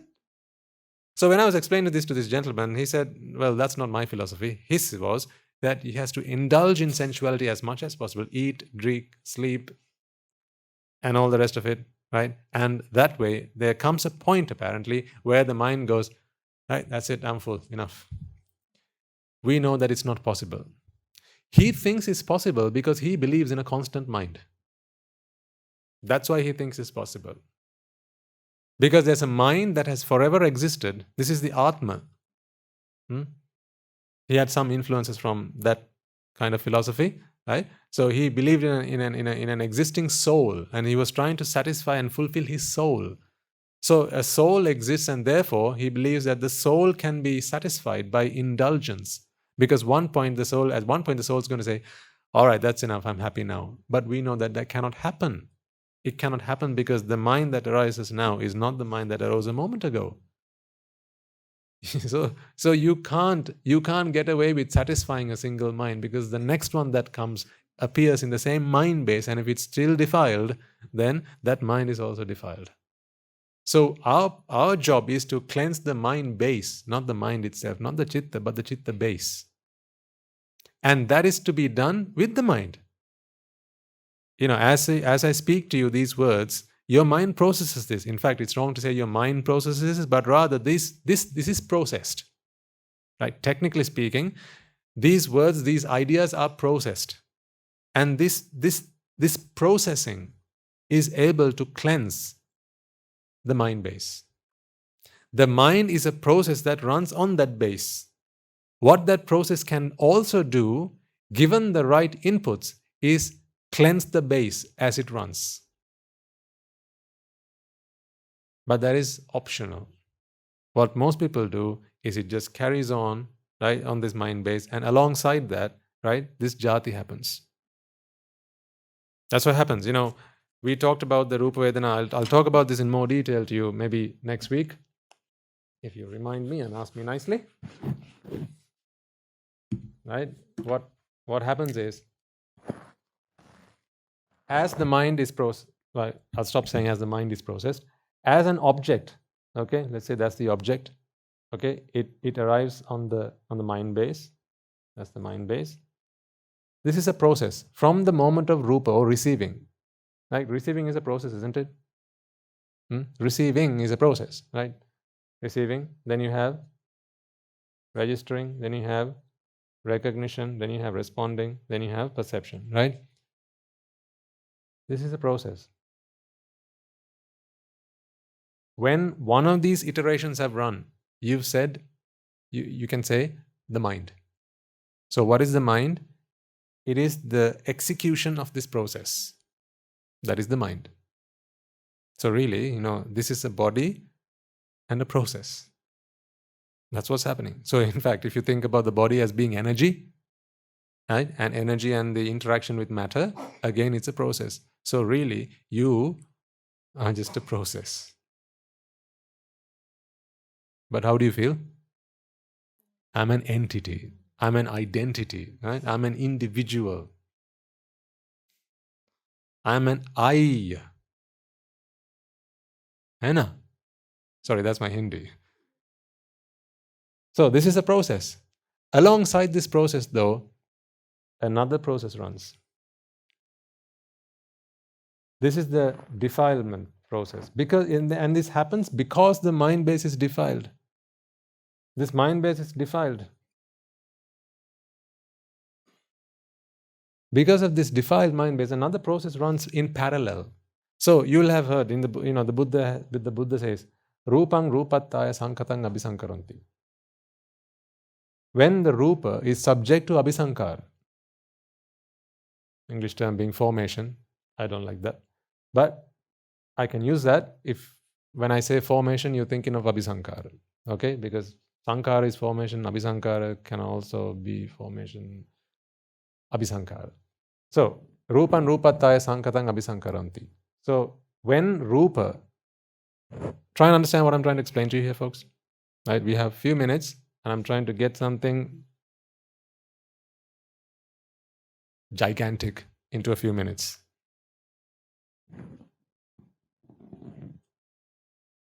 This is the process. The mind base wishes to experience a separation. Okay?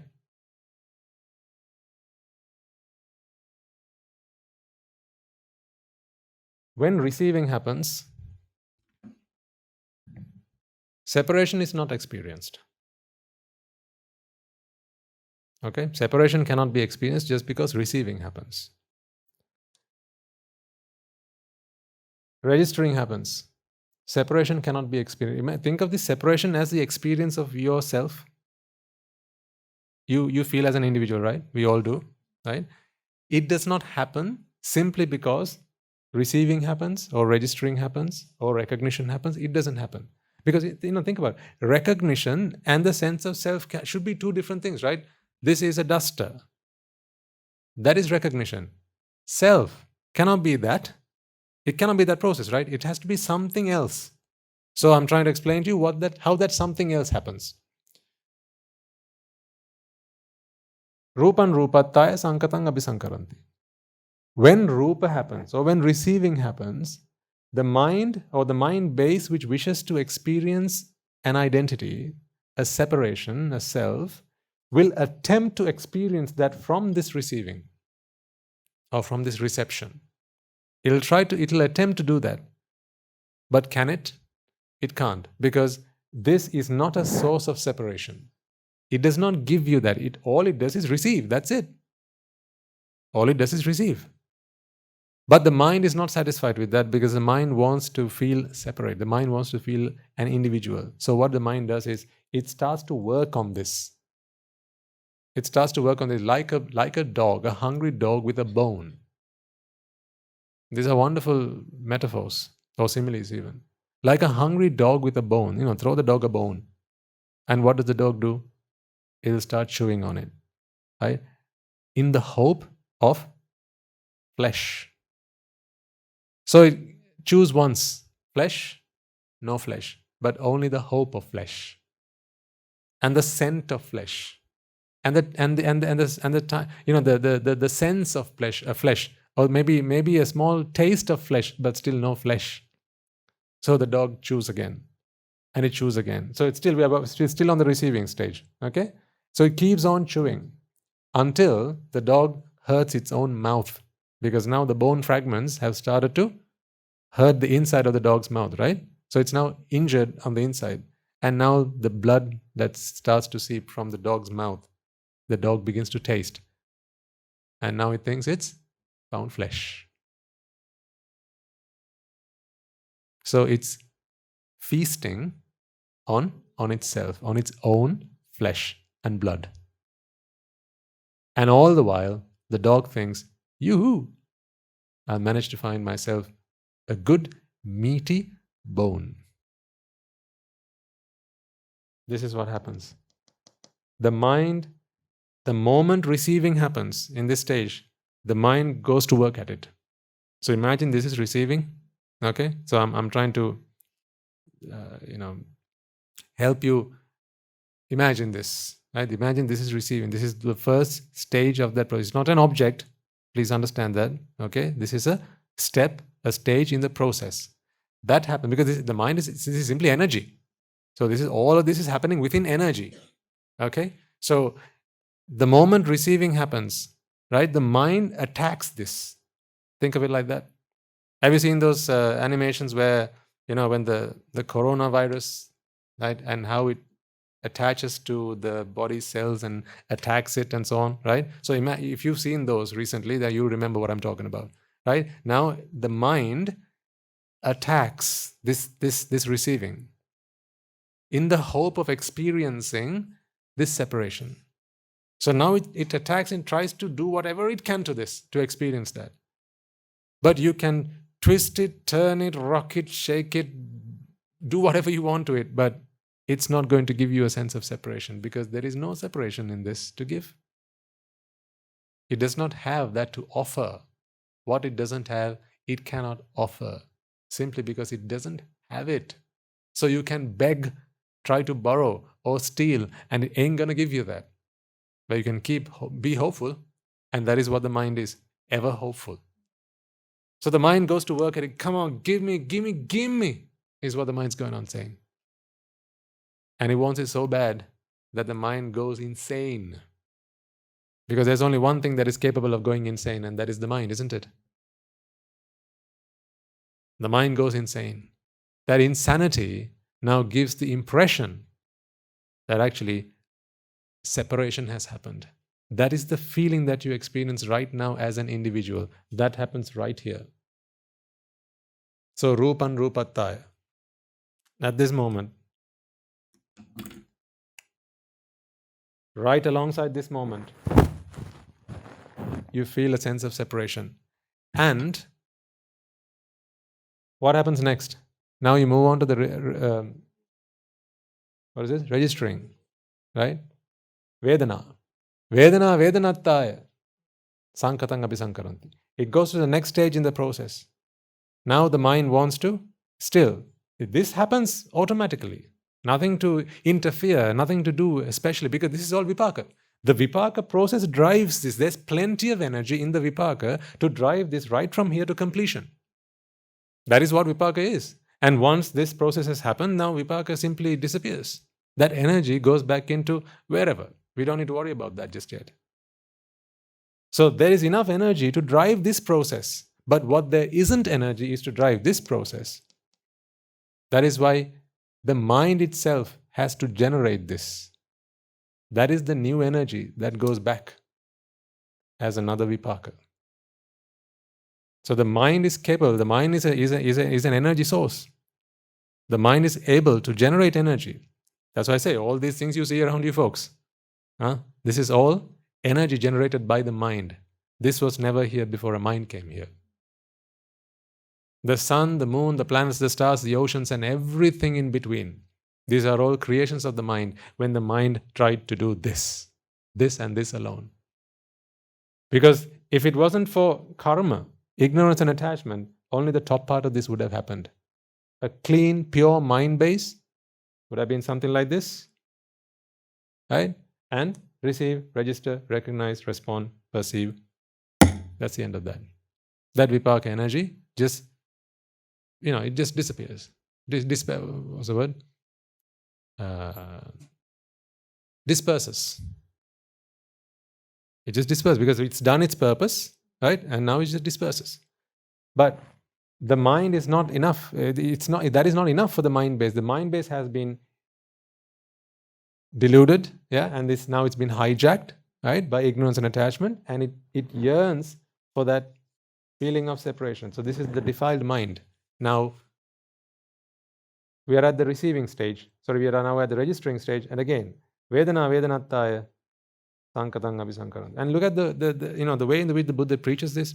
Vedana Vedanattaya. In other words, Vedana is Vedana, but Atta is the sense of separation. So Vedana can be separated. Is Vedana Vedanattaya. This is an ignorance. It's not a thing. It's the belief that the mind has. Vedana Vedanattaya. Or you can say that it's a verb. It's what the mind does. Okay, Vedana Vedanattaya Sankata Abhisankaran. So this is the Sankata. This is the conditioned thing, right? So therefore it's anicca, it's conditioned. But what the mind does not believe in that. So the mind goes to work on Vedana. Again, if this was Vedana, the mind attacks it in the hope of in the hope of achieving this sense of separation, this feeling of a self. And is it possible? Of course not. Because Vedana's purpose is not to give you a sense of separation. Vedana's purpose is Vedana. That's it. Vedana's purpose, or this registration's purpose is registration. Happened. That's it. Happened. That's what Vedana does. Not self. No. Happened. That's Vedana. But that's not what the mind wants. Mind wants happened to me. Happened to me. Received by me. Recognized by me. Responded by me. Perceived by me. That's what the mind wants. But this me business is not there, because the mind minds its own business until the hijack happens. So once the mind has been hijacked, now again, Sanya Sanyattaya Sankatang Abhisankaranti. Sankara Sankarattaya Sankatang Abhisankaranti. Vijnana Vijnanattaya. That's why Vijnana Attaya. Vijnana is Vijnana. Perception is perception. But Atta, meaning it is separable. So we've talked about anicca, dukkha, anatta. But what the mind believes is Atta. So Sanya, Vedana, Sanya, Sankara, Vijnana, Atta. Separable. This is not subject to anicca. This is a separate thing. This is an entity. This is an individualizing thing, right? So therefore, it can lead to this sense of an individualized entity. And with that belief in mind, the mind goes to work on it. It's like a pathogen. The mind goes to work on it. And the moment it does that, now the mind again goes insane. So you see, throughout this process, what else has happened? Besides the receiving, registering, recognizing, responding, and perceiving, something else has also happened. I. Not a real I, but the sense of I.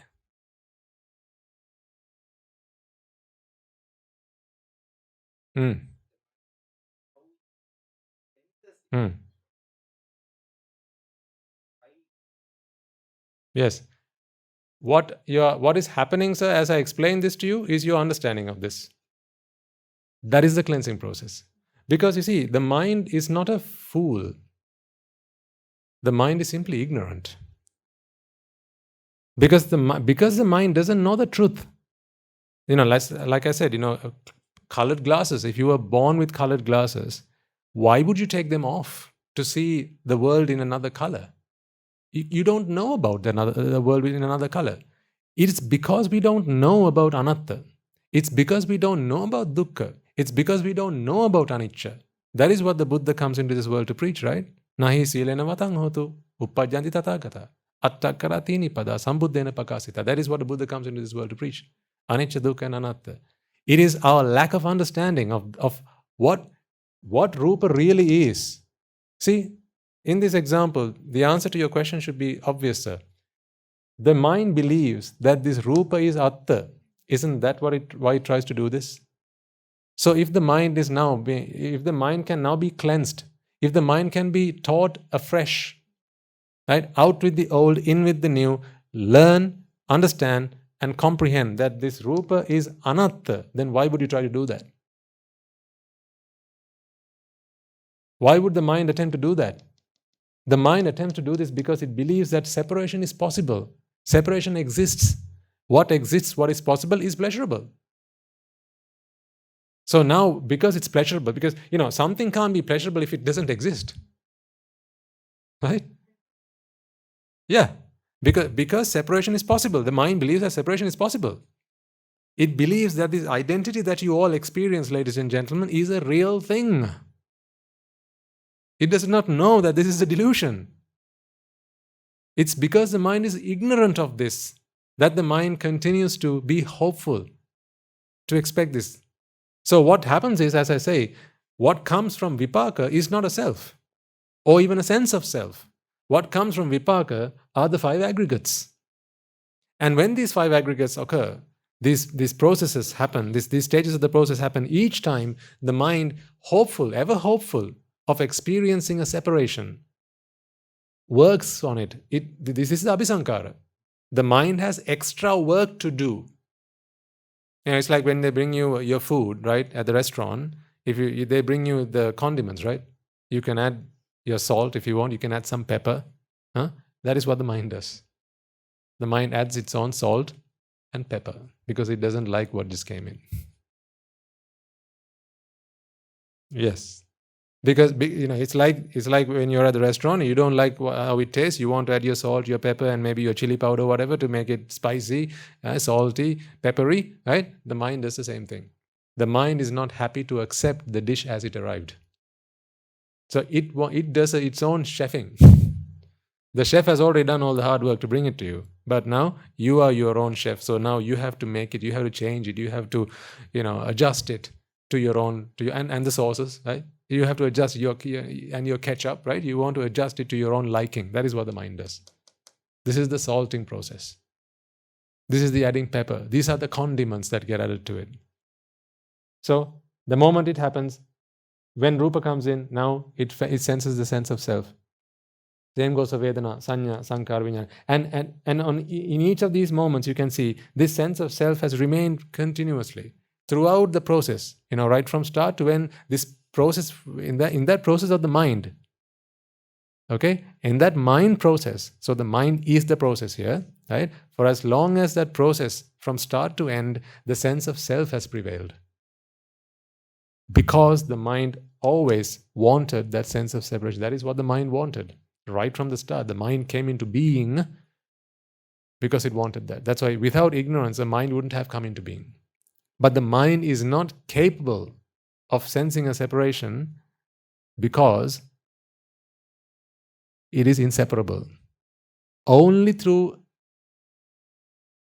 insanity, only when the mind goes insane, only when the mind is corrupted, can the mind experience a sense of self. But the mind didn't know that when it first came into being.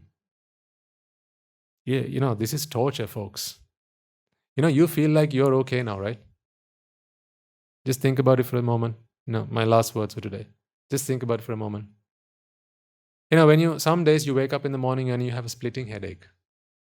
Right? If you're hungry, you feel uncomfortable. If you want to run to the toilet, you feel uncomfortable. Right? If you're not sat down comfortably, you adjust yourself and you make yourself comfortable. Right? But when you're feeling comfortable, you feel like nothing's wrong, right?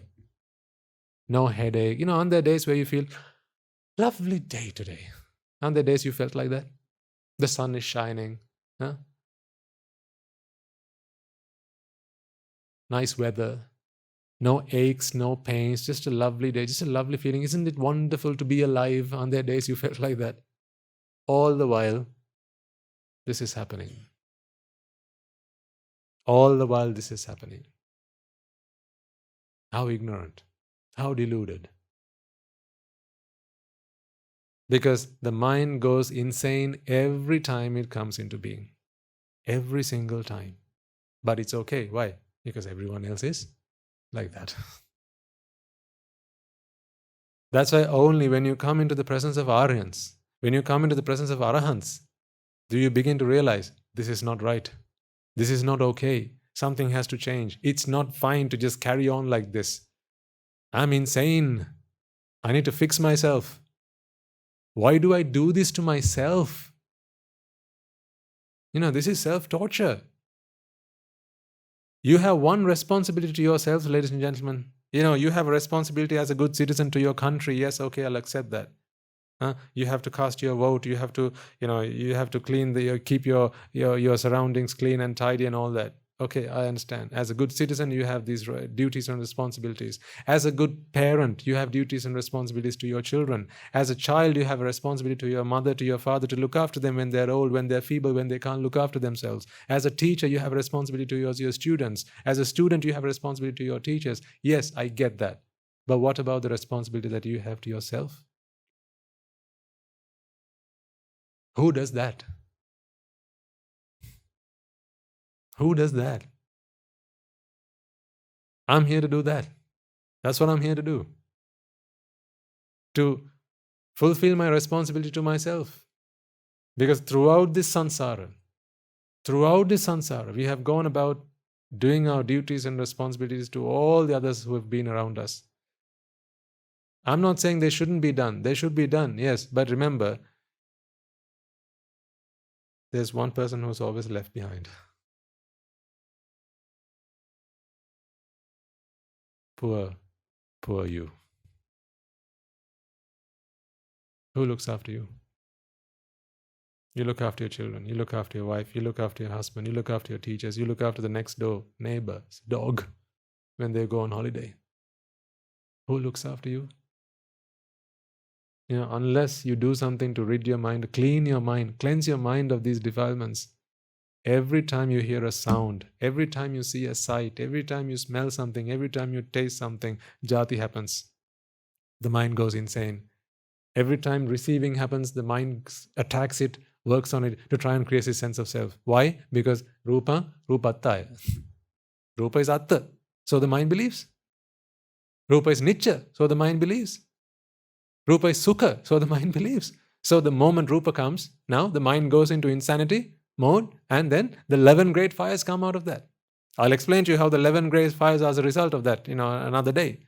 How the moment jati happens, why it leads to frustration, why it leads to grievance, why it leads to sorrow. Now, there's a beautiful connection between all of these things, and now we can understand this. I'll say it very briefly, and I'll conclude it there, otherwise I'll get kicked out. We need to do the Buddha Puja. Being departed from your loved ones is sorrowful, right? It's a grief, right? It's something that you will all have faced, and it's something that you will all have to face at some point in your life. Not true. Not true. You will all have faced, but not you will all have to face. You will not have to face it if you realize that there is not really anyone for you to be departed from. Right now, you might be a mother, you might be a father, you might be a husband or a wife, right? And maybe the person that you love is poorly. Maybe they're weak, maybe they're old, maybe they're frail, maybe they've got cancer. Maybe they've only got a few more years left, maybe a few weeks, days, hours left. Okay, now I'm talking about the obvious, death. There's also the other, maybe they're going to get married and go away. They're going to leave you behind, right? Or maybe they're going to run away, right? Now, you have to now face this problem of Piyehi vipayoga. Being departed, distance from your loved ones. Analyze that for a second. Where were the loved ones to be departed from? Just think about it, folks. Where were loved ones to be departed from? If all there is vipaka, and if all there is rupa, vedana, sanya, sankhara and vijnana, if all there is sights, sounds, smells, taste, touch, everything else, this loved one that you feel you're going to be departed from, is a fabrication of your own mind. Get it?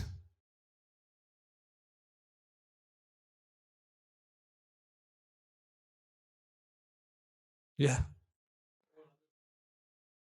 When you have that sense of self, sir, everyone, even the people outside, become identities. Because this is a separation, you see. The mind is in the habit of separating. So as you feel that you are a separate individual, you can't now leave bundles of rupa as bundles of rupa. You have to see them as a person. You can't stop yourself from doing that. Because the mind feels that it's a separate individual, now it projects individuality, sentient beingness to aggregates, to collections of mind and body. It projects individuality. It projects, this is my uncle, this is my aunt, this is my mother, this is my father, this is my husband, my wife, my children. This is my girlfriend, this is my ex-girlfriend. This mind was only just born. What's it talking about an ex-girlfriend? Now do you see why people suffer? What is grief if not for the loss of a loved one or a loved thing that you thought you had? I mean, come on, folks. Free yourselves. Please get this. Allow this Dhamma to sink into your lives and clean you and free you and liberate you. You're suffering for no reason. You don't have to suffer because we have the Buddha. We have the Dhamma, we have the Sangha. Free yourselves.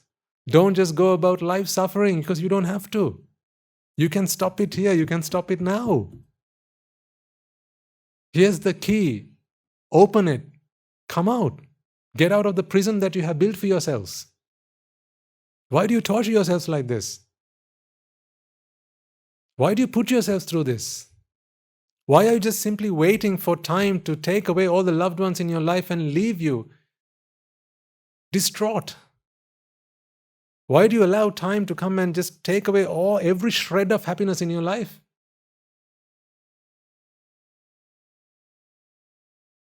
When you can do something about it. This is the Dhamma, this is the truth.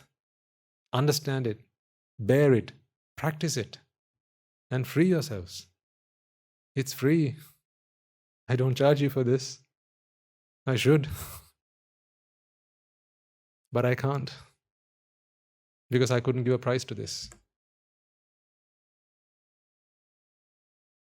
You know, people, motivational speakers, they stand on a stage and they charge $30,000 for a speech, a 3-hour speech, $30,000. How much would you pay for a Guru Hamdu's sermon? Not all of you together can afford that. For 5 hours, he'll talk at a stretch. Each word meant for only one thing, to free you from suffering, nothing else. Not with the hope that you will offer alms. No, we are quite fine going out for alms.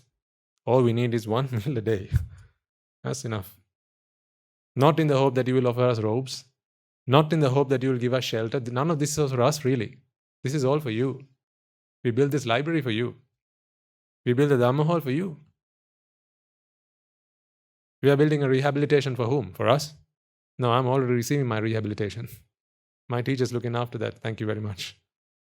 But there are people out there who are addicted to things more than this. First we have to break them from that, then we have to break them from this. This is all for you. So come and take it. There can't be a better and a bigger gift in life than this. This gift is to set you free. The one thing that you haven't done for yourselves. In your positions as respectable, right, and educated people in society, you will have done everything you can for others. Now it's time to do something for yourselves. If you don't do this for yourselves, folks, you will die, you'll be born again, and then the story will simply continue. Because the universe has no plans to set you free. Because you have to be here for this world to carry on. Good and bad is what makes this world. So either you're good or you're bad, it's fine. Good or bad, both are fine. Because they must both exist for this world to carry on.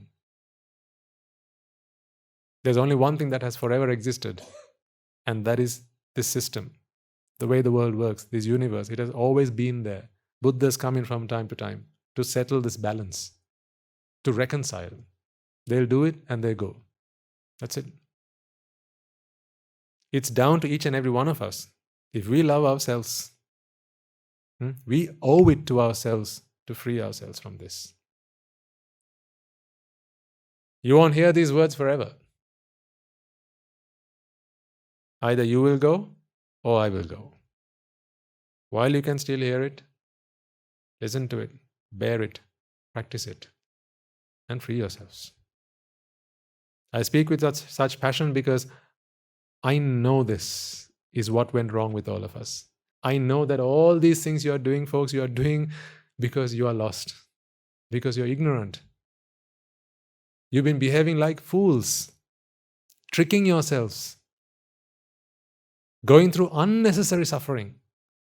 All the while you stopped here when you should have gone all the way back to the root and uprooted it there. But who was there to show us the path? Who was there to teach us the truth? No one. But now we have it. Remember, 2,500 years have already passed us by. We only have half time left. In fact, less than that. Times are kicking. Right? Times are ticking. Your life is ticking by, and the Dhamma will not be there forever. So while it's there, make use of it.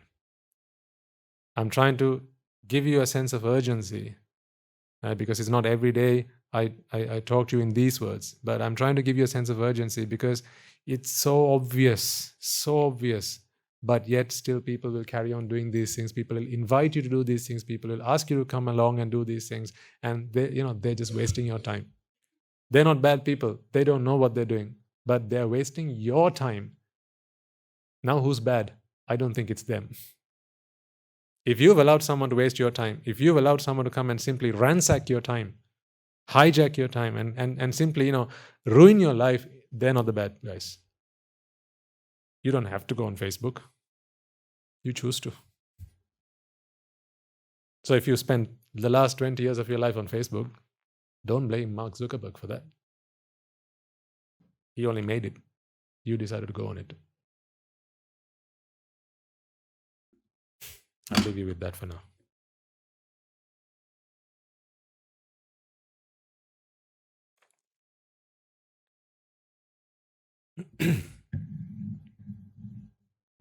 I don't mean to offend anyone. I hope you don't see it that way. But I do speak with passion because I know this is the answer. I've been looking my whole life for an answer, folks. Oh God, I've been looking my whole life for an answer. And now I found it. I will not let this pass me by. I will not anyone waste my time. Least of all myself. So, in your lay lives, right? I know there's only so much you can do, but please do whatever you can. If you can do 50, don't settle for 49. Do 50 and keep trying for 51. That's the way to do this. Because everything worldly is always a draw, a force drawing you back. It's always a force drawing you back. That's why the Buddha said this is an upstream battle. If you stop doing nothing, it'll simply take you with the gush. That's the way it is designed to be, because the world is here for the existence of the world, not for the extermination of it. Right, let's take a moment then to transfer all the merits that we have all acquired today by making offerings to the infinite virtues of the Noble Triple Gem, chanting Pirit, listening to the Dhamma, and engaging in various meritorious deeds today. Listen Let us remind ourselves how incredibly fortunate we are to be in receipt of the Lord Buddha's teaching, and with immense gratitude, let us transfer these merits to the bhikkhus and bhikkhunis, upasakas and upasikas, who since time immemorial have protected and preserved the sublime teachings of the Lord Buddha and passed it down through the generations of the noble lineage in the form of the Tripitaka, which is thankfully available to us today to study, understand, and comprehend the Dhamma. Let us transfer the merits we have acquired to all members of the Mahasangha, present throughout the world, including the chief prelates of all of the chapters who have dedicated their lives to the noble path and have committed themselves towards the betterment of all sentient beings. Let us not forget that among them are the monks and nuns resident in your local temples and nunneries who have always been by your side through thick and thin, come rain or shine. Let us transfer merits to Guru Swamin Wahanse as well as all the other monks resident at this monastery, as well as the Anagarikas and Anagarikas attached to the monastery. Let us take a moment to transfer these merits and express our gratitude to those who make great efforts to disseminate the teachings of the Buddha, be that by transliterating these sermons, sharing them out with others, or inviting others to join them, and may, through the power of these merits, if any of them have been born in the woeful plane, redeem themselves and be born in the blissful plane, may they abstain from the unmeritorious deeds, fulfill the meritorious deeds, fulfill the noble eightfold path, and may they all attain the supreme bliss of Nibbana. Sadhu, sadhu, sadhu. Let us take a moment to transfer merits to our devotees, friends of the monastery, who for the sake of merits continue to sustain the Mahasangha. This includes everyone from those of you who have contributed to the construction of the monastery to those of you who provide the Mahasangha with shelter, alms, robes, and medicines, as well as those who have passed on their know-how and continue to extend their well wishes. May, through the power of these merits, they abstain from the unmeritorious deeds, fulfill the meritorious deeds, fulfill the noble eightfold path, and may they all attain the supreme bliss of Nibbana. Sadhu, sadhu, sadhu. Let us take a moment to transfer merits to our mothers, fathers, husbands, wives, brothers and sisters, sons and daughters, grandparents, uncles, aunts, cousins, nephews, nieces, our elders, friends and acquaintances, employers and employees, and to all those who've helped us, supported us, and assisted us along the way by any way, shape, or form, and by the power of these merits may they be healed of any physical and mental ailments and overcome any obstacles to their spiritual progress. May they abstain from the unmeritorious deeds, fulfill the meritorious deeds, fulfill the noble eightfold path, and may they all attain the supreme bliss of Nibbana. Sadhu, sadhu, sadhu. Let us take a moment to transfer merits to the Brahmas, Devas, spirits, and demons, primarily the Sakadeva, as well as all the numerous gods and deities who are committed to protect and fulfill the Sambuddha Sasana. Let us transfer merits to our guardian deities who keep a watchful eye over us and keep us out of harm's way. And may, through the power of these merits, they prosper in divine power and wisdom. May they abstain from the unmeritorious deeds, fulfill the meritorious deeds, fulfill the noble eightfold path, and may they all attain the supreme bliss of Nibbana. Sadhu, sadhu, sadhu. Let us take a moment to transfer merits to our ancestors who have predeceased us, and to all those who've been families, friends, and acquaintances in this infinitely long journey in samsara, and to those who've helped, supported, assisted us along the way. Let us transfer merits to the members of the armed forces as well as the police force who've sacrificed their lives to protect the peace and harmony of our nation, and may all those who've lost their lives in the war, be their friend or foe, rejoice in the merits we have acquired today. Let us transfer merits to all those who've lost their lives to natural calamities such as the tsunamis and earthquakes, landslides, pandemics, forest fires, and so on, reminding ourselves that among them will be those who have been friends and family to us in this long journey in samsara. Let us take a moment to transfer merits to them, and may, through the power of these merits, if any of them have been born in the woeful planes, they redeem themselves and be born in the blissful plane. May they abstain from the unmeritorious deeds, fulfill the meritorious deeds, fulfill the noble eightfold path, and may they all attain the supreme bliss of Nibbana. Sadhu, sadhu, sadhu. Let us resolve that may, through the power and blessings of all the merits we have acquired throughout the day, we be able to witness the advent of many hundreds of thousands of arahants on this blessed land. And finally, may, by the power of all the merits we have acquired throughout the day, you and I and everyone who's helped make this program a success become an Arahatun Vahanse, an Arahat Theranin Vahanse, in this very life itself and in the era of the Gautama Supreme Buddha itself. Sadhu, sadhu, sadhu. May the blessings of the Noble Triple Gem be with you all. The members of the Mahasangha will transfer their blessings to you now. Raga ginnen idetva, dvesha ginnen idetva, moha ginnen idetva, nibbana parama sukhayen sukhita tara vetva. Nibbana parama sukhayan sukhita tara vetva.